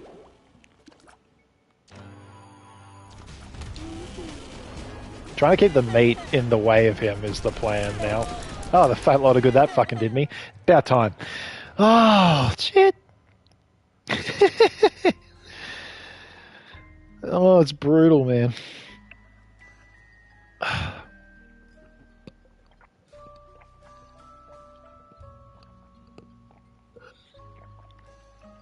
I'm running it back. We gotta go. We gotta go again. I feel like I don't know when everyone's coming back around. So, if I have to leave prematurely, it's because people have arrived. So, bear with me. But in the meantime, let's press on. 6th revive would have done it. Yeah, like that's the thing. I lost the run 5 times, so I can't exactly sit here and be like, "I wish that's not fair, right?" Sissy long legs. Yeah, whatever. Come on, man. Oh no, Spider Baby. I actually like these revenge ones with Maggie because you can proc it and then like heal immediately, obviously, and then just have it do the work for you. Especially on a boss like, you know, a stagnant boss like Gertie, for example. I actually don't know how the Spider Revenge works specifically though, so it might not be as good as I'm thinking. Yeah, it's not. One's like I want to say the Smart Fly, is it? You can end up just dealing a heap of damage because it does a fair whack of damage, and it won't. You know, you basically just have to survive while it kills the boss for you. This is not the same. Oh mercy. Tell you what though, like I know we're doing our renos and all that sort of stuff, but it's nice. It's nice to not really have anything on. I feel like we're always moving the summer thing, doing this, doing that. It's nice just to sit and chill for a little bit.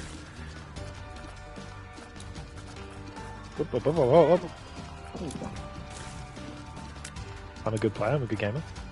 I'm the GOAT gamer. Come on, come on, come on. Yes, dude, just what I wanted.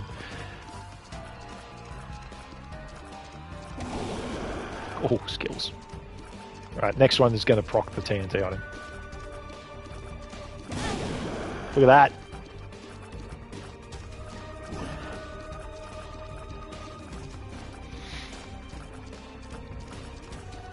Nice. What, I got hit once there? Pretty clean. Happy with that. Speed and damage up? Yes. Oh, man.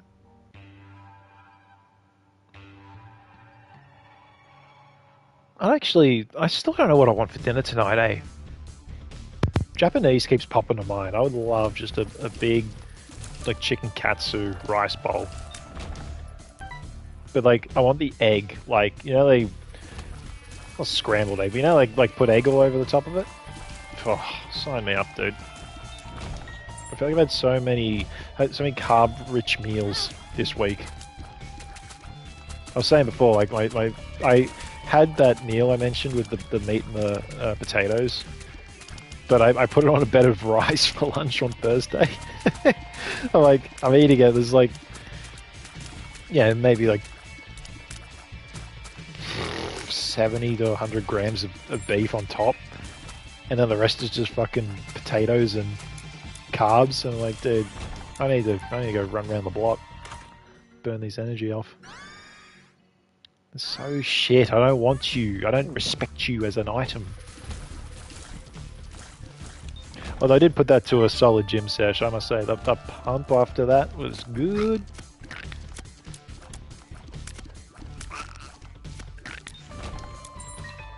Alright, straight into it. This is the run. I blatantly refuse to lose this run. This is it. 5th time's the charm. Come on, more bombs. Just play yourself up for me.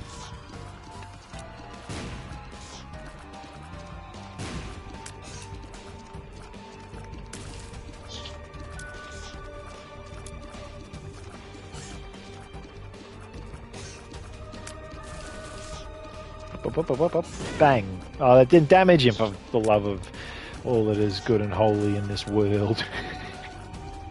There we are. Shot, mate. That is what... This is the run.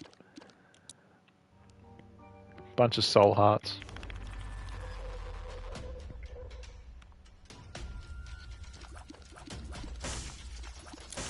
I tell you what, though, we need a new show to watch. That's the next thing. I can't decide what I want to actually watch. I'm watching them, but the missus doesn't care for it. So we were watching House of the Dragon, but we're all up to speed on it, you know. So we got to wait a week to see things. Finish The Boys. I'm not interested in Gen V. Jeez, I don't know. I can't decide. Maybe I should finish Invincible. That'll be good. That's right, sorry, I take it back. We started Chernobyl yesterday, so we saw the first episode of that. That's a mini-series, it's like 5 episodes. It's very interesting to watch, because obviously it was Ukraine, wasn't it, the Chernobyl disaster? But it's interesting watching these characters who would not speak English, just speaking with English accents. You know, like, it's not like they didn't try and put on a Russian accent. Obviously, I'm not saying they had to film the whole thing in Ukrainian, sorry. But it's a little jarring. But it's good. I mean, you feel... Last Kingdom. Ooh, hang on. Yes, is Last Kingdom the Korean one about the zombies? No. What am I talking about? I think I'm just talking about Kingdom. Range down. Paralysis. Last Kingdom. Or... I think I'm just talking about Kingdom. I'm going to take this. I don't really know what it does, but we'll have it. Packed. While we load this room, I'm just going to check if I was right. Kingdom.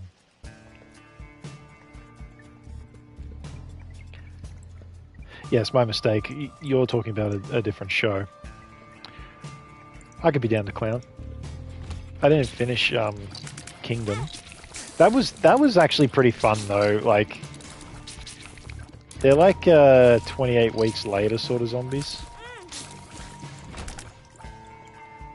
And oh fuck, this is a shit room.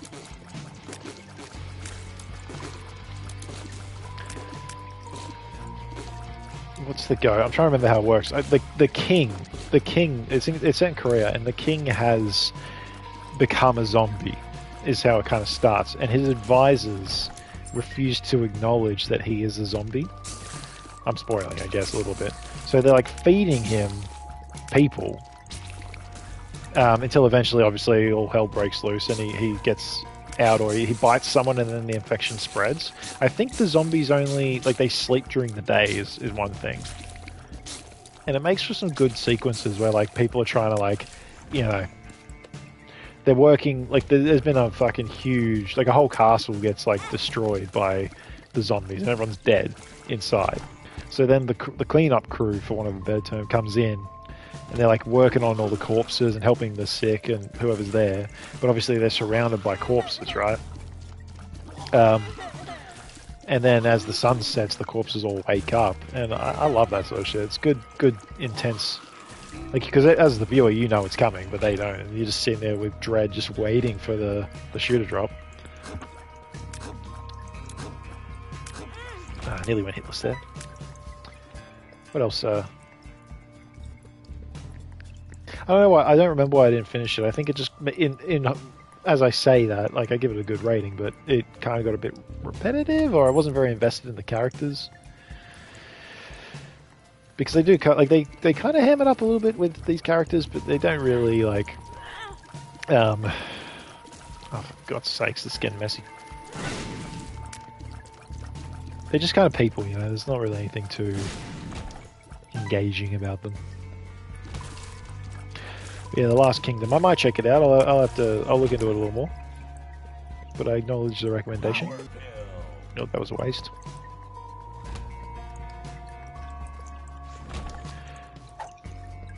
Let's get on the punt by donating.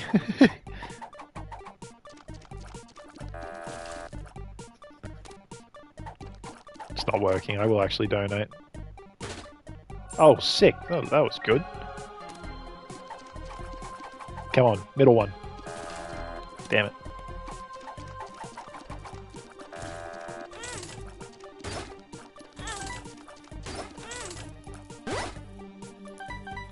Luck up. We need that.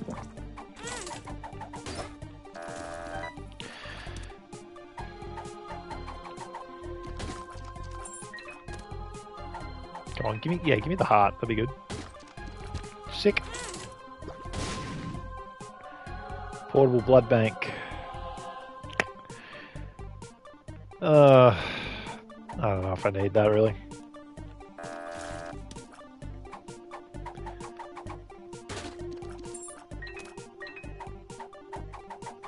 Come on. Nice. Bum friend tried to steal that, eh?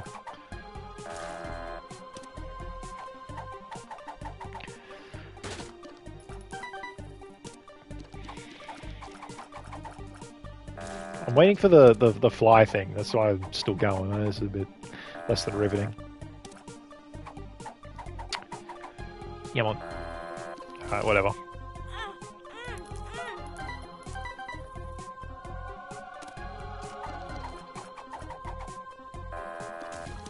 You prick.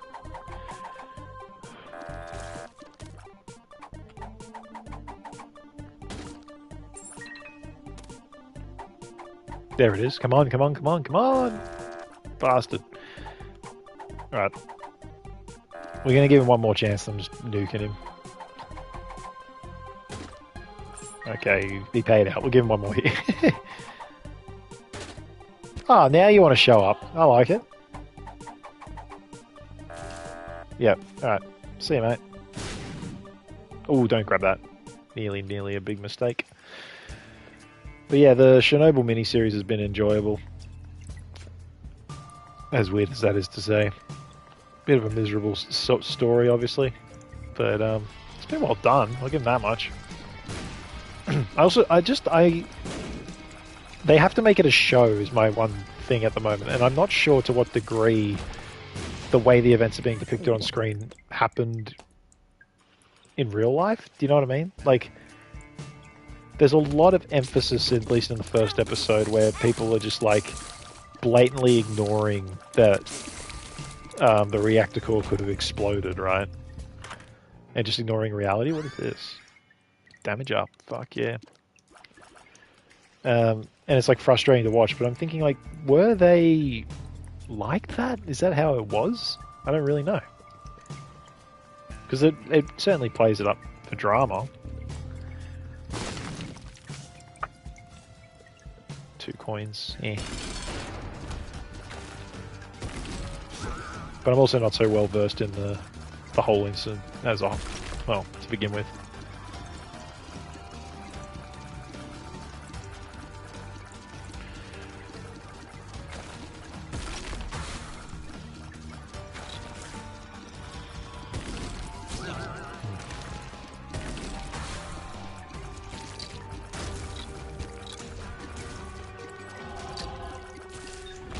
Nice.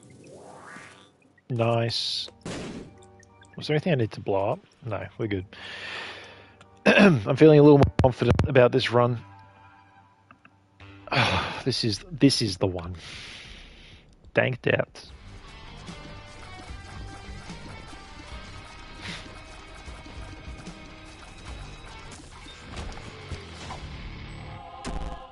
Speed Boo. down.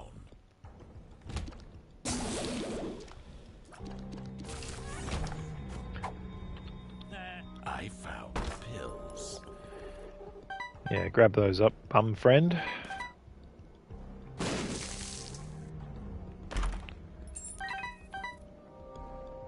Thank you.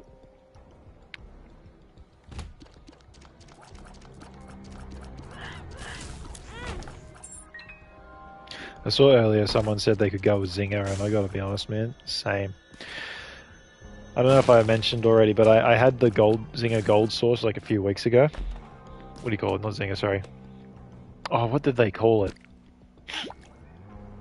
KFC's Gold Sauce. It was basically like you pay a bit extra and you get this big, like, little tub of fucking gold sauce. And it was quite nice, but I don't know if it was worth the extra like $4 or whatever they tacked onto it.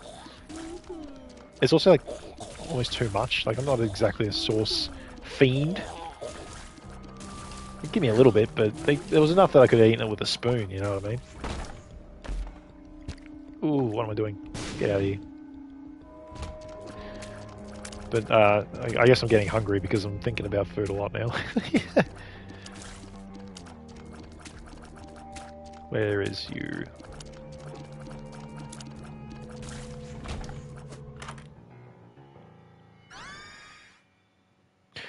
Curse of the Tower, we like it. So we got the spider thing and we got the bomb thing. Bad trip.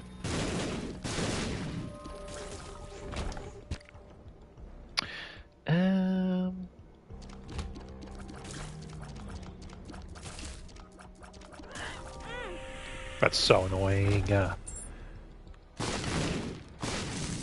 I seriously need like Pyromaniac or something like that. With this pickup, it would be unstoppable. Oh, I should let the bum friend get that. Just getting more pestered. Molested. Yeah, the runs have not been good today, my friend. I feel like it's a running theme.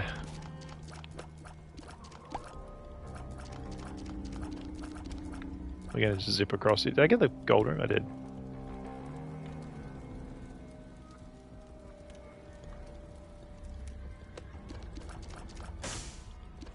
Alright. Brownie. Well, perfect. Look, we can wait until he fills the room with shit, then, you know, if we take a hit, we're gonna clear it. I feel like this is definitely, like, I'm jinxing it again, but this is definitely a more solid run. Like, the damage output is great. Pickups are working a treat. Although I'm really just eating damage here for no reason.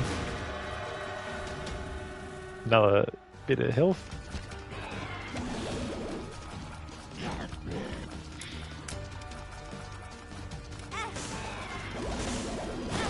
Shit. A lot of fucking hosts there. It was really annoying. This is chaotic. Alright, grab that.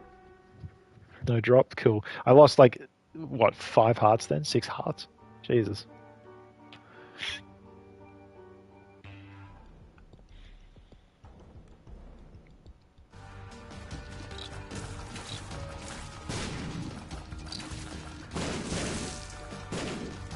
Yeah, this guy ain't shit. Look at the damage. There we go. 5 poison bombs.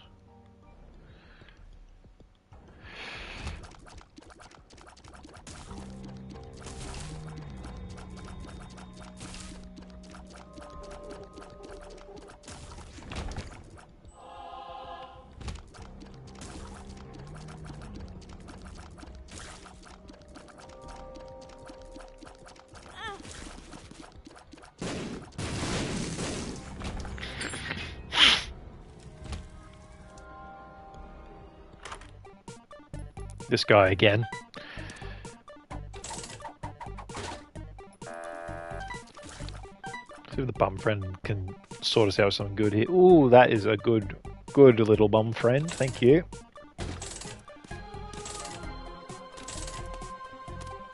No luck. Just like the real pokies, am I right? Oh, hang on. Forgetting about this all the time. This was really smart of me. Do you like how smart that was?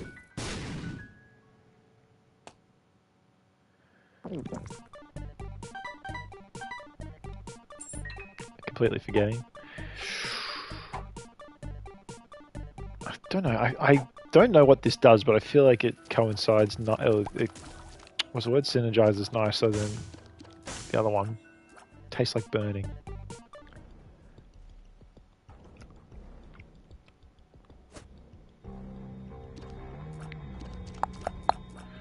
Bugger it.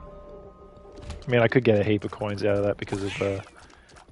actually, no, I can't because I'm just going to blow it up as soon as I use it. Because there's one negative to Curse of the Tower. Lucky Rock? Nah.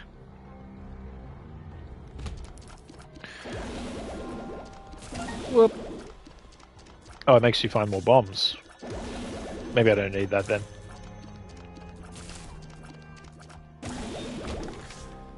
Wait, what was that? Sorry, the hermit. Nah. All right, let's grab this rock then. And I want to pull this, but I think I already found the secret room, so we'll hold this.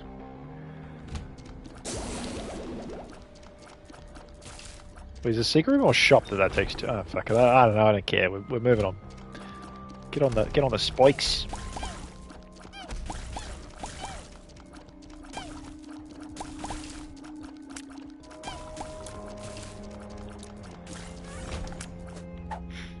Yeah, speed down, dude.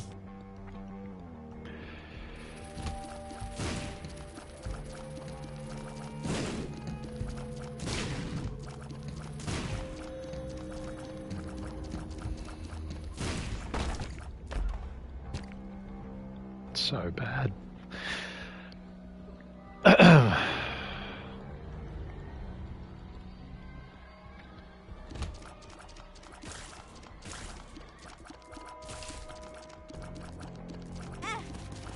Whoops. I mean, that'll do. Come on, baby. Weird mushroom? Odd mushroom. Fire rate up. Yeah, we'll take that. Boom. I think this is it, guys. Come on.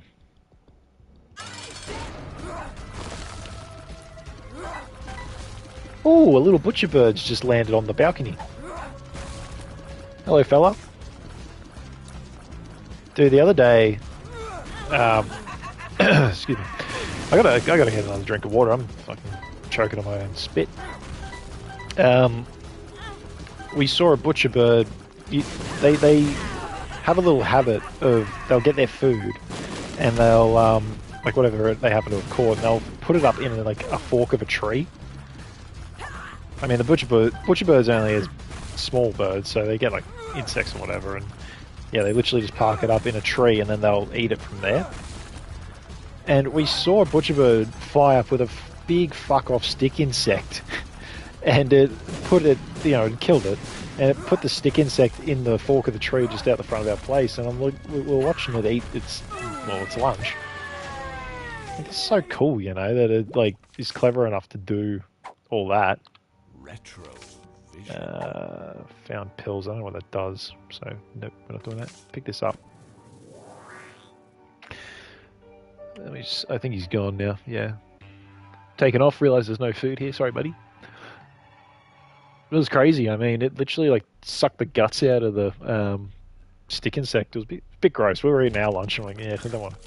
It's fascinating, but I don't want to watch a bird gore a fucking bug.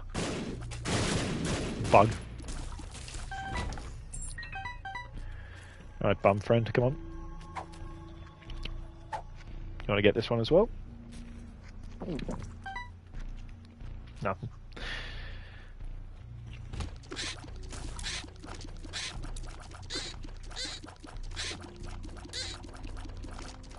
I love those reels on Instagram of people who set up like a bowl of nuts or whatever, like seed, and then let all the birds run up and check it out. I mean, from what I've seen, they're predominantly done in the States, so I can't identify as many of them. The, what do you call it? The moon. That's the secret room one. Yeah, go on, let's do it. I was right there. How good.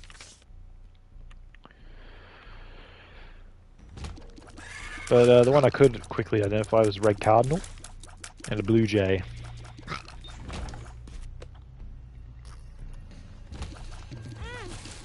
Right. Alright.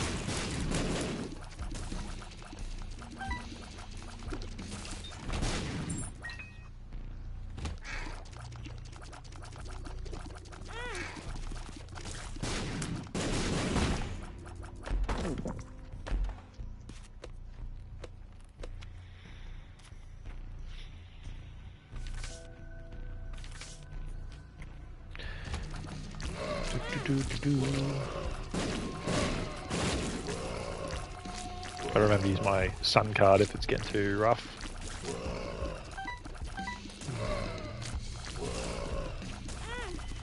Like right now.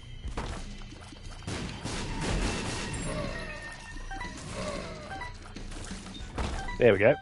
Effortless. Just effortless. Okay, bum friend, you've got enough. Give me the thing, you prick. Thank you. Ooh, what is the Joker doing? I remember. He teleports, right? That's a teleport card.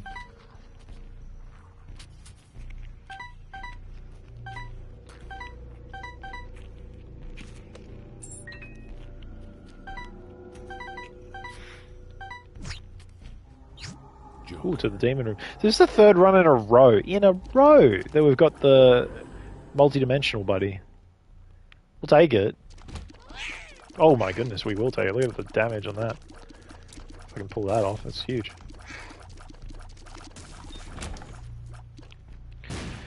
Alright. Skull-X. Annoying, but fine by me.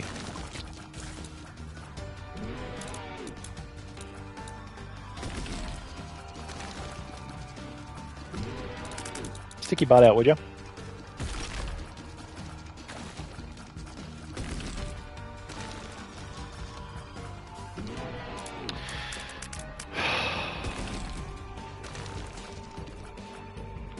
Come on, man. Why is he... That's 4 head pops in a row. Isn't it? I wonder if there's any way to manipulate his, how he's going to come out.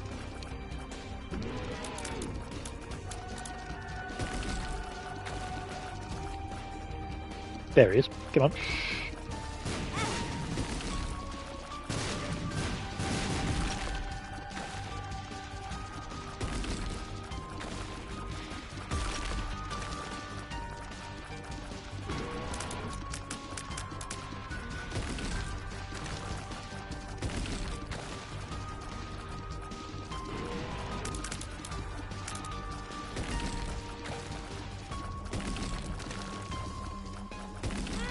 Oh my god, that's bad.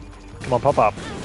Shit. It's gone out of hand real quick. What? Fucking ran into him. Oh my god.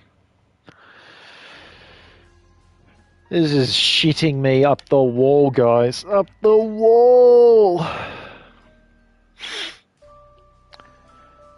Just give me 1 sec. I'll be right back.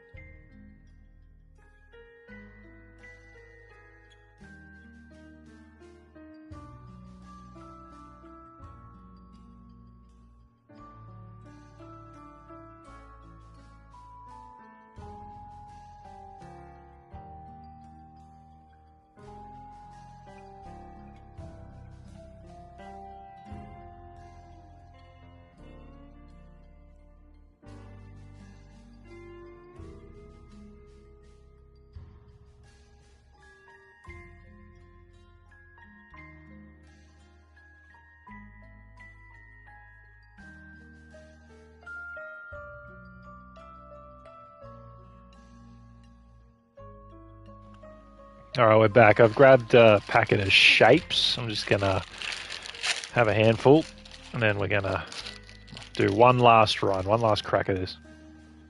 I think we can do it. Just ignore the crunching you're about to hear.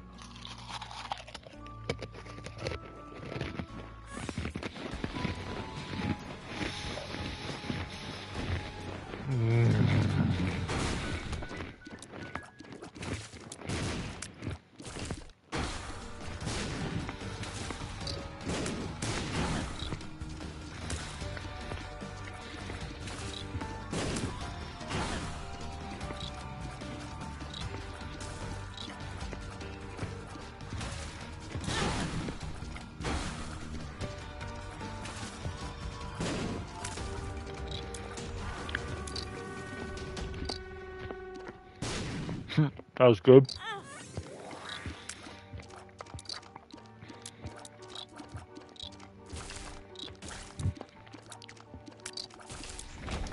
All right.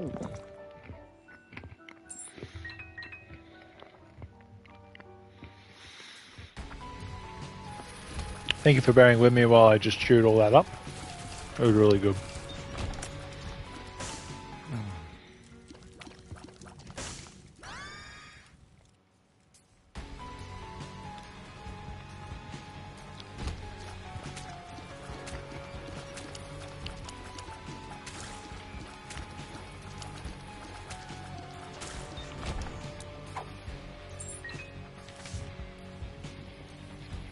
Hermit. That's the shop. That's the shop one. We don't need that. We'll do that next. We'll do that when we get some more coins, unless I end up picking up something else.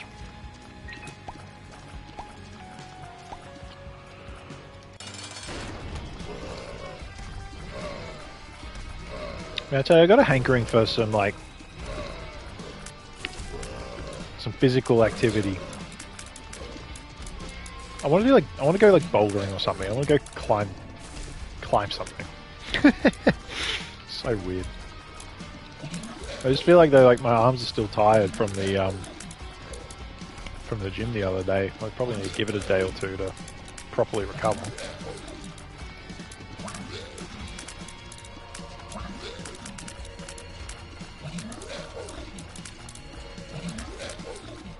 I'll tell you what, I am. The people we go bouldering with, they are incredible. Incredible at it. They have this, like... I'm good at bowling. I was talking about bouldering, but I will accept your question because, yes, I am very good at bowling. I love bowling. They have this deal at Strike Bowling. I think they still do it. Where on Tuesdays it was like a student deal. So if you had your student card, you could present it, and for 25 Australian dollars, you could get unlimited bowling, laser tag, and if they had it, holy moly as well, which is like putt-putt. I may have misspoken. I meant bouldering. Apologies. But yeah, you get unlimited. So, I mean, I haven't been to school in many, many years now, but I do have a student card with no date on it. So I'll flash that and I'll say, oh, yes, if they ask, I'm studying, business. And then you get unlimited games. And the first time I ever did that, this is going to sound pretty tragic, but I went to pick my missus up from the movies. She went to see a film with her friend. This is many years ago now. And when I showed up, it turns out that something had happened. They ended up going to the later session. So when I arrived, the movie had basically just started to pick her up. And I'm like, well, it would have been nice to know that sooner, but whatever. I don't remember exactly how that happened. It was something to that effect, right? So in other words, I had like at least an hour and a half to kill. There's no way they give you the okay on that. Yes, they do. They do. I promise they do. I wouldn't lie about such a thing. Yeah. But anyway, so I show up and I'm like, I've got like an hour and a half to kill minimum. I think, well, could have some lunch, but then I'm like, well, there's a bowling alley here. I'm going to just go, at the time, I thought have like one game of bowling, maybe two, like just to myself. It's not going to kill an hour, but it'll fill some time, right? And that's when they told me, hey, on this, it was on Wednesday at the time. Wednesdays, you can, if you're a student, you get this deal. I'm like, okay, well, that's fucking perfect because I got all this time to kill. Let's do it. And there was no one there, by the way. It was very, like, I don't remember why we were there at the time we were, but yeah, there was no one around. So what ended up happening was, like, they set the lane for me, and I just went up and, did my 10 frames. And then, once that was done, I just would go up to the counter and be like, hey, I'm all done. Can you please reset it for me? And they did that. And it got to the point where, because I think I played somewhere around like 15 to 20 odd games. It got to the point where I would just finish my frames and I just look at them like and wave, and then the thing would go back to 0, and I just rinse and repeat. And they usually give you a printout of your score, as you may know. So at the end of it, I'm like, can I have a printout? And they gave me like a stack of paper because I'd done so many games. But that was a good... I mean, I'd always enjoyed bowling before this, but that was a good time to genuinely hone my skills. Because uninterrupted practice for no cost other than the entry cost. So that was great. And it's partly why I consider that I'm so good at it now, because I had that specific day to really nail some techniques, in amongst the many other times I've played since as well. So yes, to answer your question, I love bowling. We could do a KP Bowls video. And then that'll be when I get, like, 90 points. I'm like, oh, fuck, hopeless. I will say, though, my max score is not as impressive as I would like for everything, for all the hype I've just put to it. I think the highest I've ever pulled out was some, like, 130 odd, or maybe 140. It must be about 140. So, nowhere near pro, nowhere near even that good to some, but I've since come to realize that my technique is flawed. I'm too direct. The way that I bowl is like, I try and make it just go as straight as possible. Sounds silly, I know, but like, I try and make it go literally as straight as possible, ever so slightly to the right of the first pin. But in saying that, like, whilst that does get you the strike from time to time, it's not the most consistent way to do it. The more consistent way is to try and hit the same sort of spot I'm mentioning, but you hit it from a tighter angle, and you do this by adding a curve to it. You do the $10 3-hour specials. Hang on, again, I want to read this comment. Just give me a sec.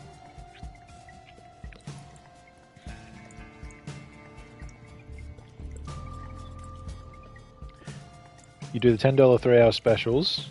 Do 2 lanes at a time. So it takes 7 minutes to complete the game. You go 3 or 4 hours. It's relaxing. It takes me 2 hours to warm up to hit my peak. That's the thing too. It's definitely that is a good point. It does take a bit of time to get your eye in sometimes. Never mind the fact that, like, because it's a public lane, this is going to sound real wanky. I don't think it'll make a difference for me, but because I'm not that good. But it's public lane, public balls. You don't know what the like the oil's like at the end of the lane. You don't know how the ball has been treated. There are a million variables that you can't account for when you just go to, like, the local. You know what I mean? And I feel like that's just a fact of life that I just accept. Like, when you throw it, like, as you know, there's the oil that primarily builds up at the end of the lane, and that's builds up at the end of the lane. I might not be explaining it right, but it's why if you watch pro bowling, when they throw the ball, they put so much spin on it. You can see it's going straight, and then towards the end of the lane, it suddenly curves. It's because it's belted through all that oil, and it's got the grip, and that's where they actually get it to go in, right? Like, do the curve. So I will say, my missus, she can do a really good curved bowl. Way better than I can. She's very consistent with it, which is made for some tight competition, I'll say. If I'm doing date night bowling, show up 2 hours early to get ready to show them. It's funny, man. Yeah, you can't let them show you up. You gotta, yeah. It's your thing. That's funny as, dude.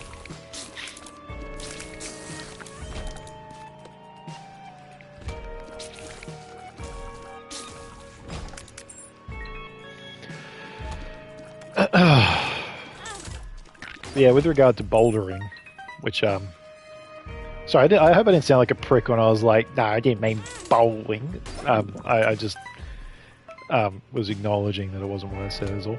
But with regard to bouldering,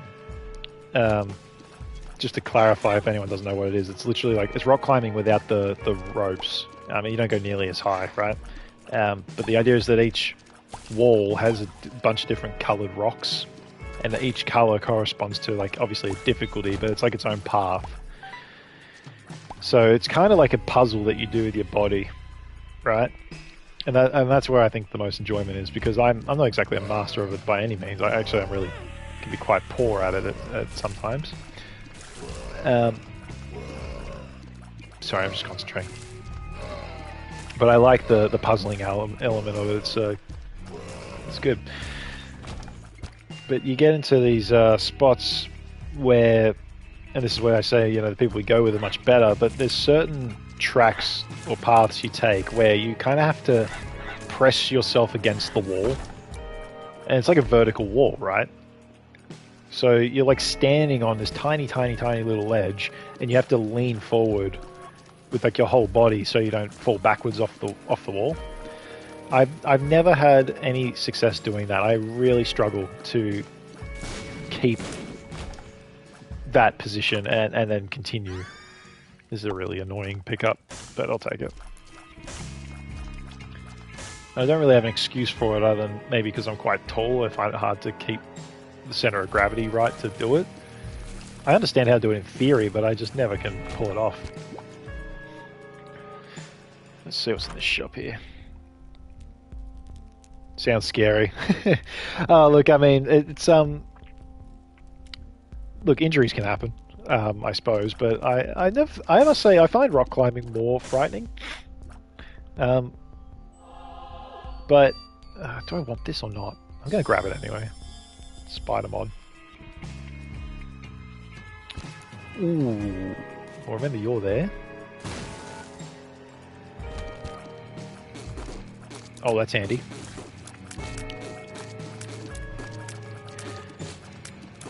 The only time I get nervous is if like a drastic movement.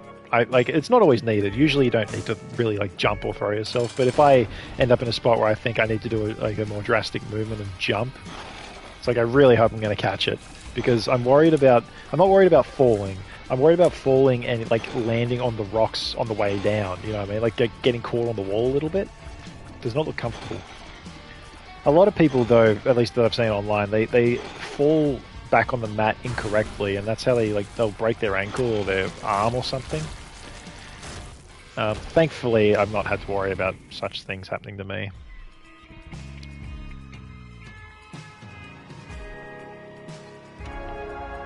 Also, for the record, KP Deluxe 3 has never broken a bone.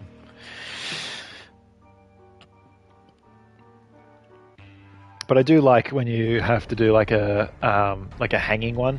Like you got to crawl like upside down. Not upside down. Like you go like under a ledge. You know what I mean? And then you got to climb around the outside of the ledge.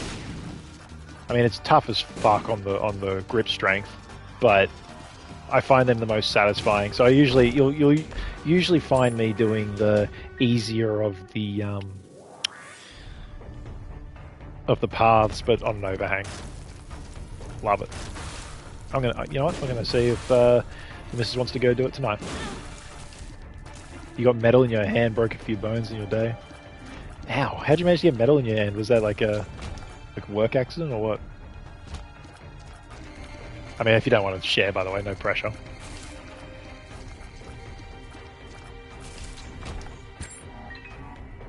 I must, while you elaborate, I must say that I am surprised that I've not broken a bone. Because the amount of knocks I've had and things I've crashed. Boxes break. Oh, I see. Ouch. But yeah, the amount of stacks I've had in my life, you'd think it would have happened. But I just got lucky, I suppose. The worst I've done in that regard is I badly rolled my ankle one time. I wouldn't even go so far as to say it's sprained, but it certainly swelled up a lot. But that was like 2 weeks on crutches, not even, and I was back to normal.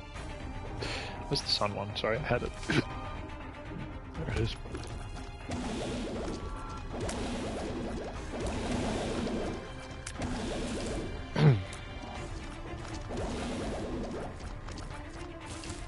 Boom. Yeah, I do count myself lucky on that regard, though. I don't take it for granted. It doesn't look fun at all. I remember when kids would, you know, when I was in high school, whatever, people would break their arm or whatever, and I used to always, like, the main thing they'd tell me is how itchy it always was, you know, like, because you can't get in there to scratch the cast, like when the cast is on. It just sounds terrible. Worst was backwards root canal. They cut your gum down to the bone in 3 places. Nox, I don't know if you're looking at the stream, but I'm not picking this up, bro. I know you think it's useful. I can't stand the guillotine. Yeah, dude. Dental work is no fun. Again, touch wood. I haven't had too much done. I mean, I had braces. That's about it. But that's orthodontics. But yeah, it just doesn't look fun, eh? And the worst thing is, like, it's like impossible to ignore. That might sound silly, but when it comes to, yeah, it is mid, isn't it? When it comes to dental pain, it's like your whole life. It's all encompassing. I mean, obviously the same can be said for a lot of other pain, but I've noticed, just based on having braces, anytime the braces were adjusted, it was like at least a day or two afterwards where I'm just like, this is the fucking worst. And it was funny too, because my mum used to, like, you know, she great mum, so she, like, could see that I was uncomfortable, and she's like, I'm going to make him spaghetti bolognese, which at the time was my favourite meal. And I'd go and get my braces tightened, and she could see, like, I'm, you know, uncomfortable, so she's like, oh, I'll make him spag bowl. And I'm like, I love you, mum, for doing that, but I can't fucking eat it because my mouth hurts so bad, you know? So, you know, I'd still choke it down. Well, not choke it down. I would endure. You know what I mean? Your mouth is not a good place to heal an open wound. No, it's bacteria city, mate. Absolutely.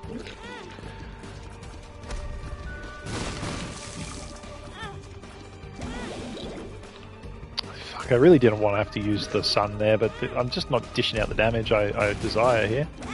There's some alliteration for you, Saturday Arvo. For fuck's sake, man! I'm eating it! I was just absolutely eating. Sorry, a little bit loud. Oh, lost my composure for a moment there. The amount of seeping from having that heal was bad. It didn't close up for 3 weeks. Good lord. I just know, yeah, over 40 stitches. Goodness me, man. I'm sorry that happened to you. But I take it that it all worked out in the end, you know? Sounds like they fixed you right up, obviously. God, and that's the other thing. I know you don't have to share, but I'm just implying that the cost of dental work. I don't even think dental work is subsidised in Medicare in Australia, or covered rather. Moral of the story is don't fight. Yeah. So is this in like boxing training, or you just actually again you don't have to share if it's too personal, but yeah, it sounds like you do boxing training or something similar.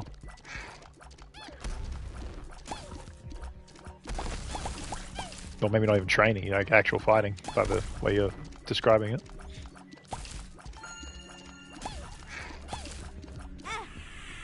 Whoops, that was a misplay, but we'll take it. For sport, yeah, cool.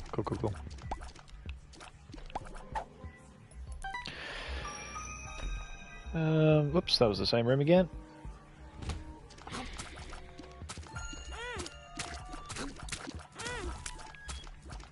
It's a bit of a clunky run here. Like I'm feeling like it's going okay, but I'm eating a lot of damage, as is evident by the way Isaac keeps going.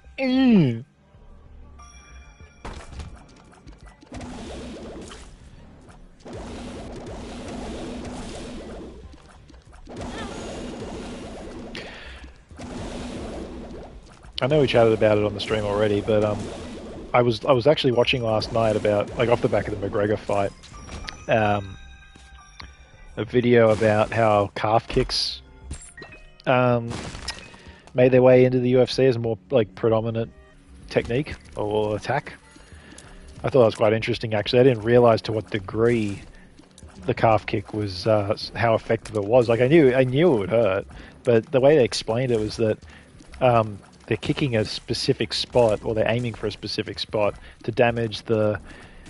I can't remember what nerve specifically, but they're trying to hit a specific nerve, and if sufficiently damaged, it basically switches off your ability to control your foot effectively. And that's where you get like a drop foot situation in fights. Well, at least in the UFC. I can't speak to all sport, but they showed it in action, and I'm like, it makes so much sense. But to that I say, because I've done some martial arts training, like, wouldn't you try and check the kick? Is my thought. But then it's like, well, the kicks come so quickly, and they're so low. Because typically they would be going for like a thigh kick, you'd expect, or well, I don't know if you'd want to kick the torso necessarily, end up getting your leg caught, but the calf kick can come out so quickly. It's basically like a jab. You could throw it with your front leg, or if, obviously swing it around hard with your back leg, which is the more effective option. And there's not really a whole lot that people can do about it. So it was interesting, and that was kind of how the person was explaining. It was like, because it's a almost inconsequential move, like you throw it, people can't react too much, and you're unlikely to get hit. It's become a really good mainstay technique. Apparently, they used the example of McGregor versus, oh my goodness, was it Dustin Poirier? Might have been. And he was calf kicking McGregor for days, and you can see as McGregor's walking out of the ring, to which he lost, by the way, he lost that fight. He's limping, like he can't stand on the fucking leg, He's just been booted. So I thought it was interesting. Why did that? Oh, the meat cube. Yeah, I don't think I actually caught that fight per se, but I've seen the highlights since, and yeah, it looked like it was a good bout. Was that a round one? I think that was a round one knockout because of the drop foot. Like he got him to the point where his leg wasn't cooperating, and then he just dived on him essentially, and that was it.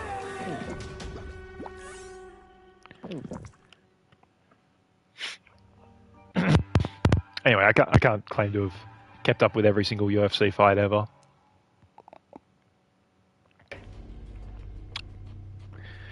It is interesting though. I carry on about the UFC a lot on this stream, I'm finding, especially since last weekend. It's just, I always say it, it's such a shame the way it's gone. Like it's nowhere near what it was. I feel like there's so many little things that have just kind of detracted from it. It's almost more about the preamble, like, the shit talk that they do beforehand than the actual fight. And I've always preferred to watch the actual sport. I don't really care. Like, if I wanted to watch people smack talk, I'd watch WWE. And enjoy that little thing. Because the thing is, most of the time, Mighty Mouse Johnson was your favourite. Hey, fair enough. Most of the time, the frustration is somewhat fabricated, I feel. Not all the time. There are plenty of instances where it is real. But it's like more often than not, you'll see once the fight's over, they will shake hands. They'll say, shout out to this person, they put a lot of work in, and show some sportsmanship. And I infinitely prefer the sportsmanship to the shit talk, personally. Same can't be said for Khabib versus McGregor, though. That was not a good example of the point I'm now trying to make. I actually remember watching that. I went to... we made a point of going to watch it at the pub. Usually I went through a phase of the UFC where I would pay-per-view pretty regularly. But nowadays, and especially early on, I didn't want to spend the $60-odd. It's probably more now, honestly, to watch it at home. So I would usually just go to the pub to either watch it for free or just watch the fight that I was interested in. And I remember going to the pub to watch that Khabib fight with McGregor. Come on, where you fucking going, dude? Oh, God. These bastards are just the fucking bane of my existence, man. Here we go. Stay there. He dodged it! Oh! Please, someone help me. Where the fuck are you?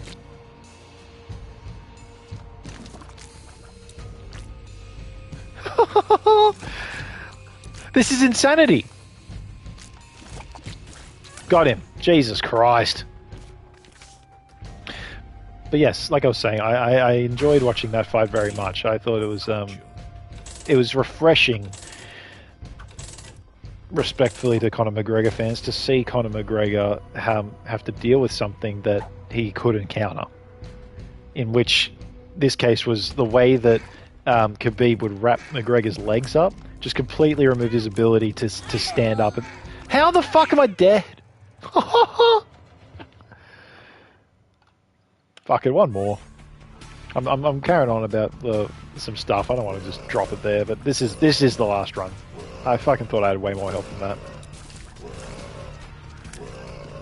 But yeah, every fight, Khabib would take McGregor to the ground, every round, sorry, and he would wrap his legs around McGregor's legs, and you can see the way that he is sitting. Like, it literally has McGregor sitting against the cage, right? And beat up that Heat mascot fan at the halftime show a few years back. Sent the mascot to, I'm assuming, the hospital. To the ER, yeah. And that's the thing, like,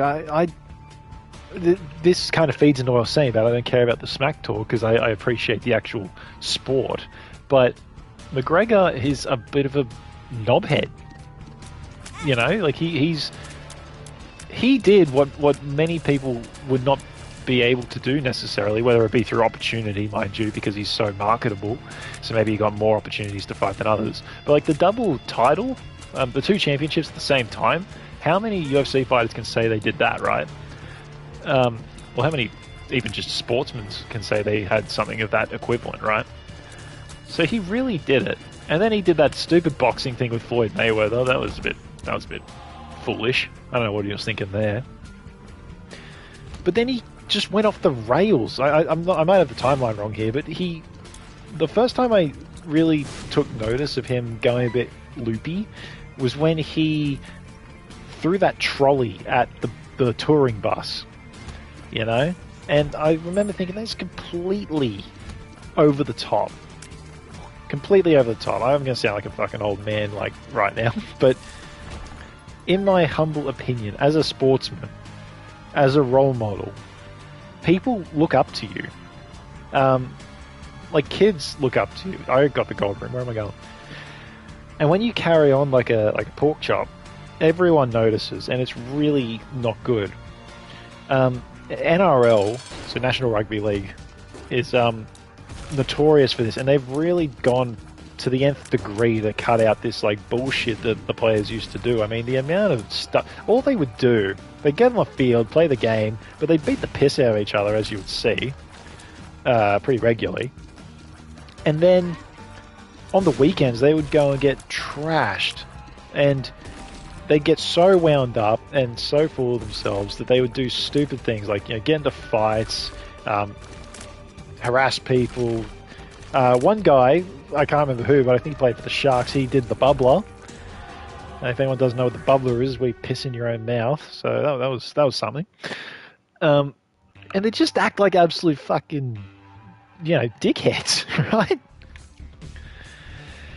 So what the NRL did was they really cracked down on it. First off, if you throw a punch now in an NRL match, you're banned. Like, you're off for, I actually don't even know how long now, but they will not put up with it. You immediately get sin binned, and you'll get a few matches of suspension, right? Obviously a huge problem for your career. And if you act the goat outside of it, they have like an NRL tribunal that you have to go to, and you get in big strife, again, bans and all sorts of shit. I kind of like that, but I want this yum hard more. So anyway, it went a long way, I thought, and I use that as the example for now, but I'll come back to the UFC quickly. But you know, the Aussie kids, when I was growing up, there was like obviously the footy crowd, right? Like the kids that they lived and breathed NRL. It's all they wanted to do. And I would think about like those kids running around the schoolyard with the footy, seeing shit like that, but like all the things I just described. And I'm like, that they're gonna think, well, that's what, you know, insert NRL superstar does. That means it's okay. And I'm like, it's just not conducive to a. It makes the sport look bad, right? And that's what Conor McGregor ended up doing, in my opinion, for UFC. Like, he had a lot of people looking up to him, and he genuinely was a hardworking, successful fighter who sacrificed a lot to get to where he got to, right? And then, you know, it went to his head. He ends up, you know, doing this, like, coked out rage, throwing the fucking trolley at the bus. Like, that, like, people are looking at that and thinking, well, you know, obviously grown-ups understand that's not the correct behaviour, but children watch the UFC too, right? And then he just went down and down and down the rabbit hole more and more, until it got to the point of, like, you know, as far as I understand, of, you know, really horrible stuff. Never mind the fact that he fucking then, which is one thing I always makes me laugh, is the amount of, like, advertising and obsession these people have with, like, alcohol. Because as a sportsman, not that you aren't allowed necessarily to drink alcohol, I get it, but it's not really in your best interest if you're going to perform at your peak to be, like, hungover, you know? So Conor McGregor, he made a whiskey, if I'm not mistaken. And I'm like, that's just random. Like, he's a fucking UFC fighter. He probably, like, what would he know about whiskey, respectfully? It's not like he's a connoisseur drinking it all the time. Or maybe he is, I could be wrong. But, like, why not sell UFC gloves? Why not sell, like, a course on how to fight? Why not do, like, lean into your expertise? Instead, you're like, oh, I can't do an Irish accent. Come and get me whiskey. Then again, I feel like so many people went through a phase of making their own alcohol. Brendan Schaub. What do they call it? What's he call his fucking... Oh my god, I can't remember. It's the Tiger Thick Boy whiskey or something like that. You see many warehouse workers, labour-intensive jobs turn to alcohol or worse. It helps the pain. Many can't afford good health care. That's right. Alcoholism hits hard, eh? I mean, we see it in Australia. Oh, I can only imagine about the Great Depression. Absolutely, man. Particularly as back then, I imagine it was more affordable. It is interesting, though. Like, you do feel for people. But, you know, like, we walk like the local pub has a sort of like an area that looks out on the street. And I think the pub opens about 10. Maybe ever so slightly earlier. But the whole time I've been in this area, there has not been one time that I've walked past that and not seen someone there having a beer. No matter what hour of the day it is, it could be 10 in the morning, it could be like closing time. There is always someone sitting there having a beer. And I mean, when I've been camping, I'll day drink. I don't really care when I'm camping, but the thought of waking up, you know, I get up about 7, 8 o'clock usually. You know, having a shower, getting dressed, and just going to the pub to just sit there and drink from 10 to God knows when. It's like my day's over at that point. How much is a fifth of Jack Daniels or something similar? Oh yeah, you're talking about the alcohol tax here. It's an absolute, it's insanity. It's insanity. It's actually getting to the point where it's putting people out of business. Oh shit, that's not my eye. That was last run, KP.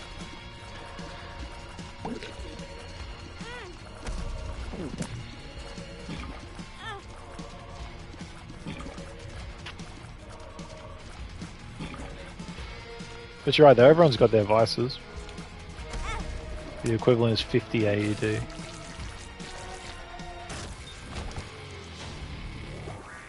When men working intensive jobs turn in their 30s and 40s, you see the physical damage on the body.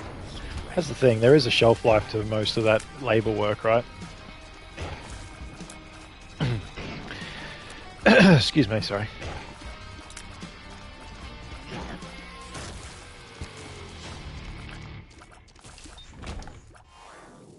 Range and luck up. I haven't got the gold room on this floor yet. Hang on. Let me backtrack a little. We'll check what this card is. Hopefully it's something good. Yep.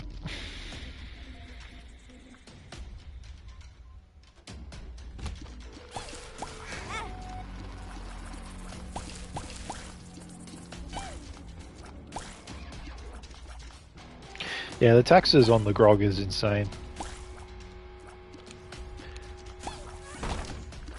It's actually something that I not forget, but it's like something I don't realize isn't so commonplace, because obviously we live here, right? So I'm like, geez, like must be like that everywhere. But then when we went to Japan and I could get like a 500ml highball, which must be around the 2.5 standards mark by my estimate, for like what, $4, $5 Australian? Like, dude, that would cost me like $20 if I was to try and get a can of that here, you know? Like, so yeah, needless to say, I was making up for lost time in Japan on the grog. Toot on touch. I don't really care for that. That was not worth the backtrack. Oh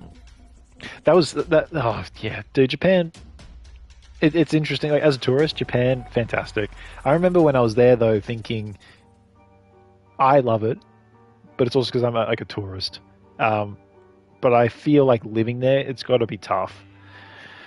And then one of my mates actually lived in Japan for a few years. Excuse me, and he confirmed as much. He's like, most people in Japan are just cogs in the machine, just trying to make it day by day, as so many of us are, mind you. But their work ethic, or like requirement, I guess, like the societal expectation that you will do exactly whatever your boss says, no matter the cost, is, you know, in some cases, honestly killing people.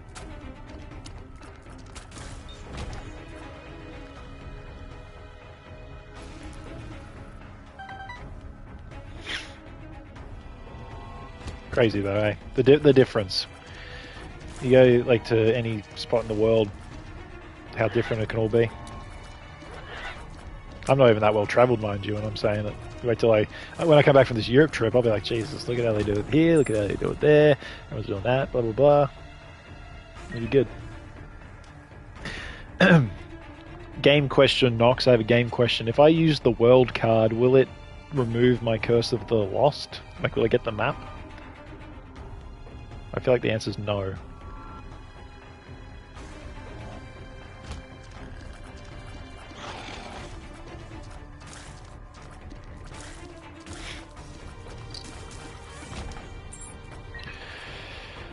Cool. Thank you for confirming. I'll save it for the next one. Sun does though. Hey. Good to know. Sorry, it's not. I don't think it's gonna matter. It's just I don't want to miss something in a big room. At least in the DLC. Yeah, true. Yeah. No, I am sorry, side. I am calling it. This is the last run tonight for today. Oh, soy milk with my current damage. Let me see. It's got to be decent, right? Let's do it. What the fuck?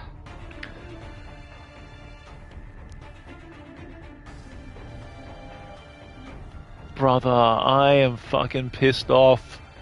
I didn't realize it took it all the way to 0, or to 1. I'm gonna read your message, Doof, just to make myself feel better. Craziest trailer I ever loaded was 50-gallon drums of paint for steel beams, since each barrel weighed 400 pounds. Gave you a dolly since they were out of forklifts. Oh, far out, bro. I shouldn't laugh, that's terrible, but my god, what are they expecting? Oh my goodness, 400 pounds. I've kind of just tanked the run with that move there. That's really annoying. I didn't realize it would reset the damage. I thought it would knock it down one notch. Fuck.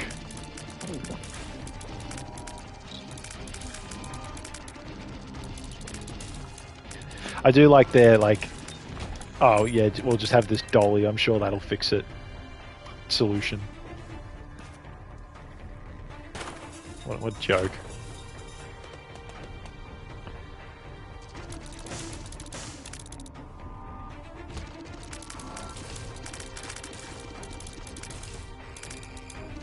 Whoop. Wait, can I not damage this guy? What's going on here? Oh, don't tell me.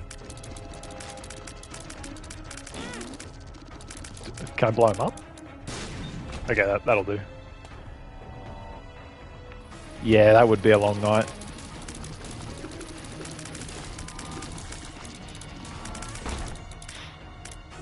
I don't remember if oh, I did get the gold room. It's what's giving me this crap. Bloody, what do you call it? Soy milk.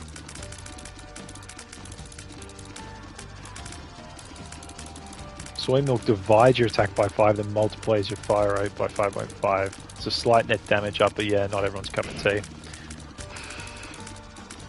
See, that's I misunderstood. I didn't know it was as detailed as that. Like I said, I thought it would just take like one notch off my current damage, which was quite significant at the time there. But whatever, we can roll with this. It's not exactly the end of the world. I feel like I'm getting the same pickups in this stream today. It's another meat cube.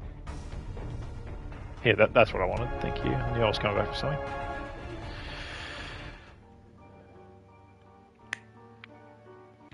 Oh, mercy.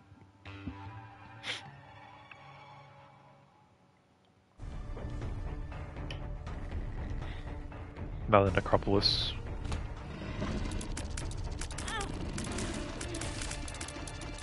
Alright, praying for damage up.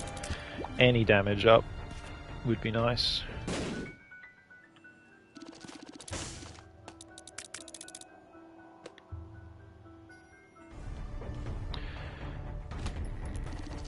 Let's just avoid the middle there.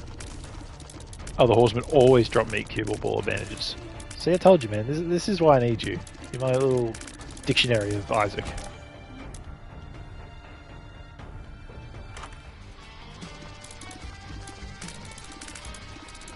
Well, this could drop penny tiers, if I'm not mistaken, right? Or just a bunch of coins.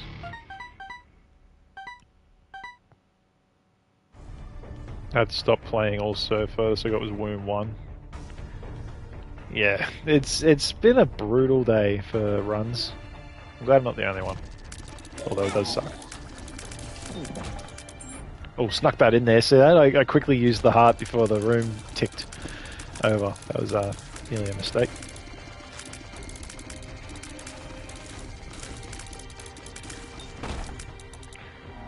Boom, boom. Another greed.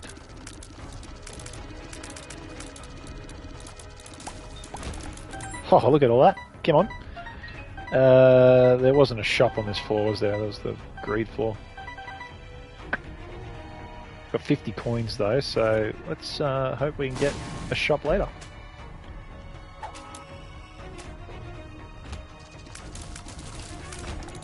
Shot. Alright. Best friend. What was this again? This is a bloody little bomb. Crap pickups today. Nothing amazing. I mean, it did have brimstone. I shouldn't complain too much.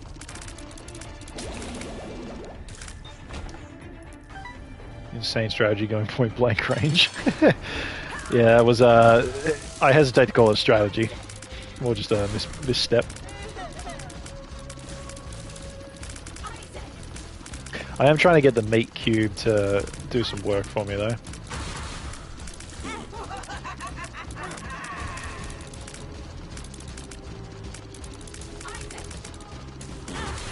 Oh, for God's sakes. Remember what I said earlier about like how, like in this game you take damage if you walk into the enemies and get hit with projectiles, and you kind of want to avoid it. Just trying to remember my own advice.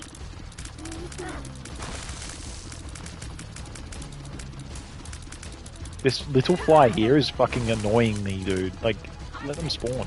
There we go.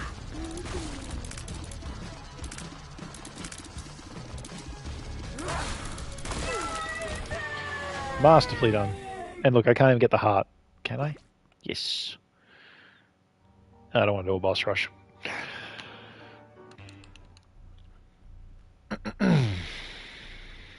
Alright, Curse of the Unknown. That's cost me 2 runs today.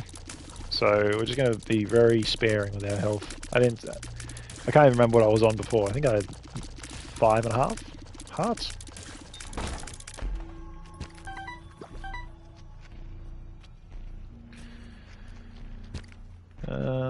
Yep, moving on.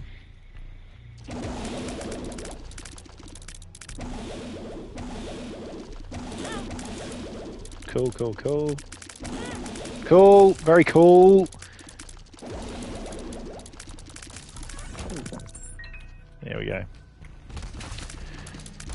Just to assume you're on 1 health and jump hard every chance. Yeah, good call.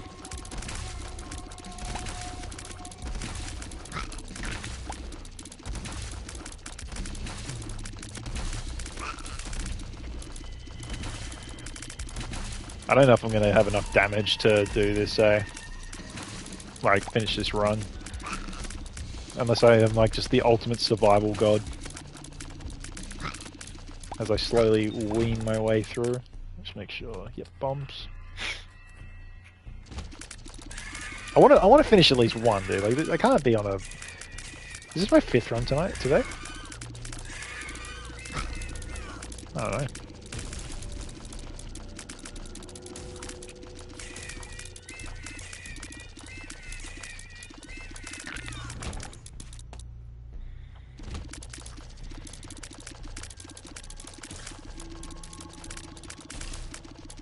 Just wait for this to come down.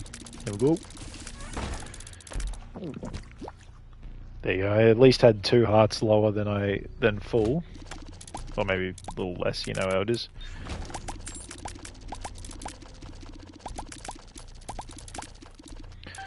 Do, do, do, do, do, do.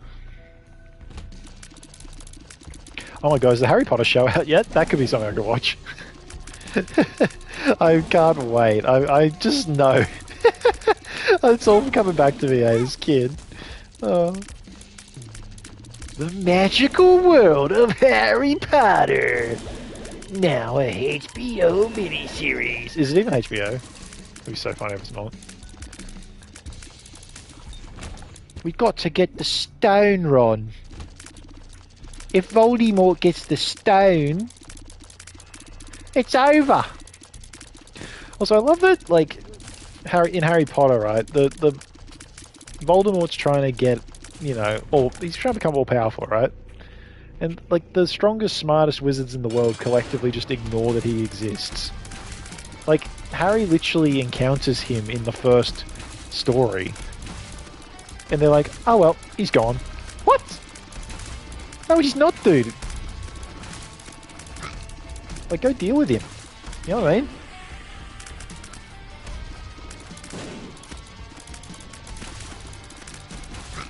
I also love how in Deathly Hallows, when Voldemort kills Harry, keep in mind this is in the same film series, in the same 2 movies. Voldemort has a scene where he oh, I got the knife somehow. Yes. Bad. Yes. Friends to the end.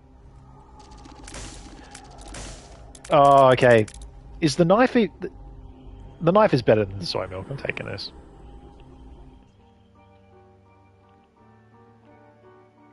What was I going to say?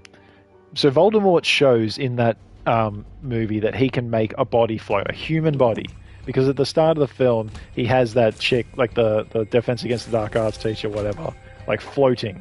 Okay? And he does it like effortlessly. He's having like a full conversation while he makes her float.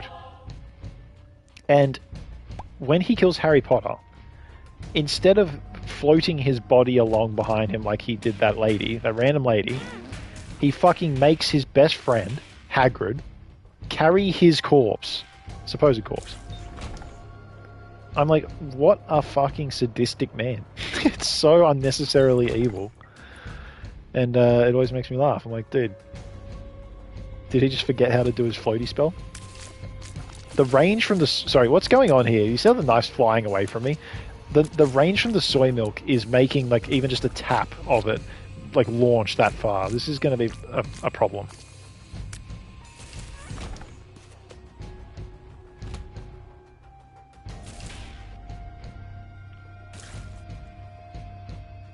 Fuck off. There we go. Sorry, that was a bit awkward.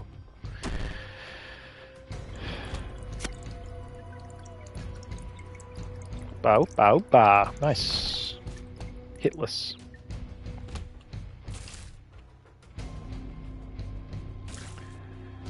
These are my friends. Hang on, is the damage... the damage is still FA, dude. I've just tanked this run in every conceivable way with that soy milk thing. That was so stupid.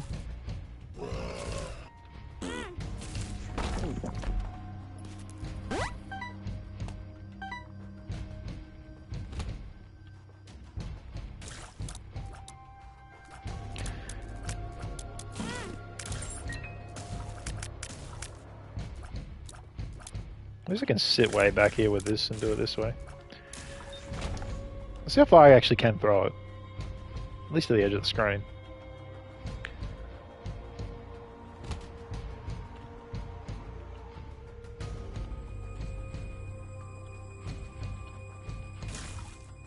Nice, nice, nice.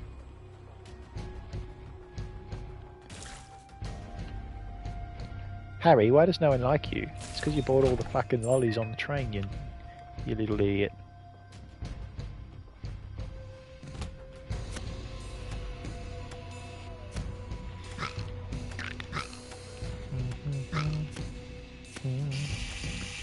Oop, that's the doorbell. Please excuse me one sec.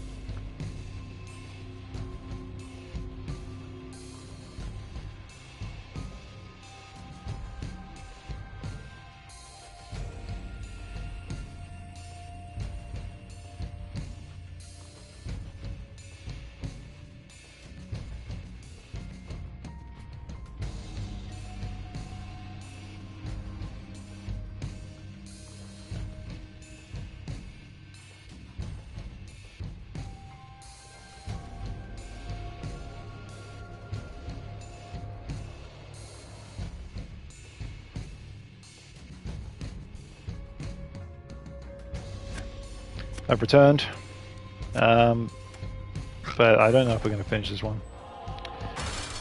Knock knock jokes, yay lol. I didn't see that comment. If someone was indicating they wanted to tell me a knock knock joke, go for it. I'm just going to have to tank here, like, this is it. I'm going to die, dude.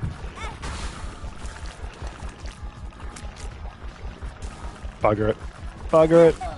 Yep, that's the last run, guys. I'm done. Thank you for watching. We'll come back to another time. Maybe I'll be able to actually get something together, but until the next one, take it easy. Bye.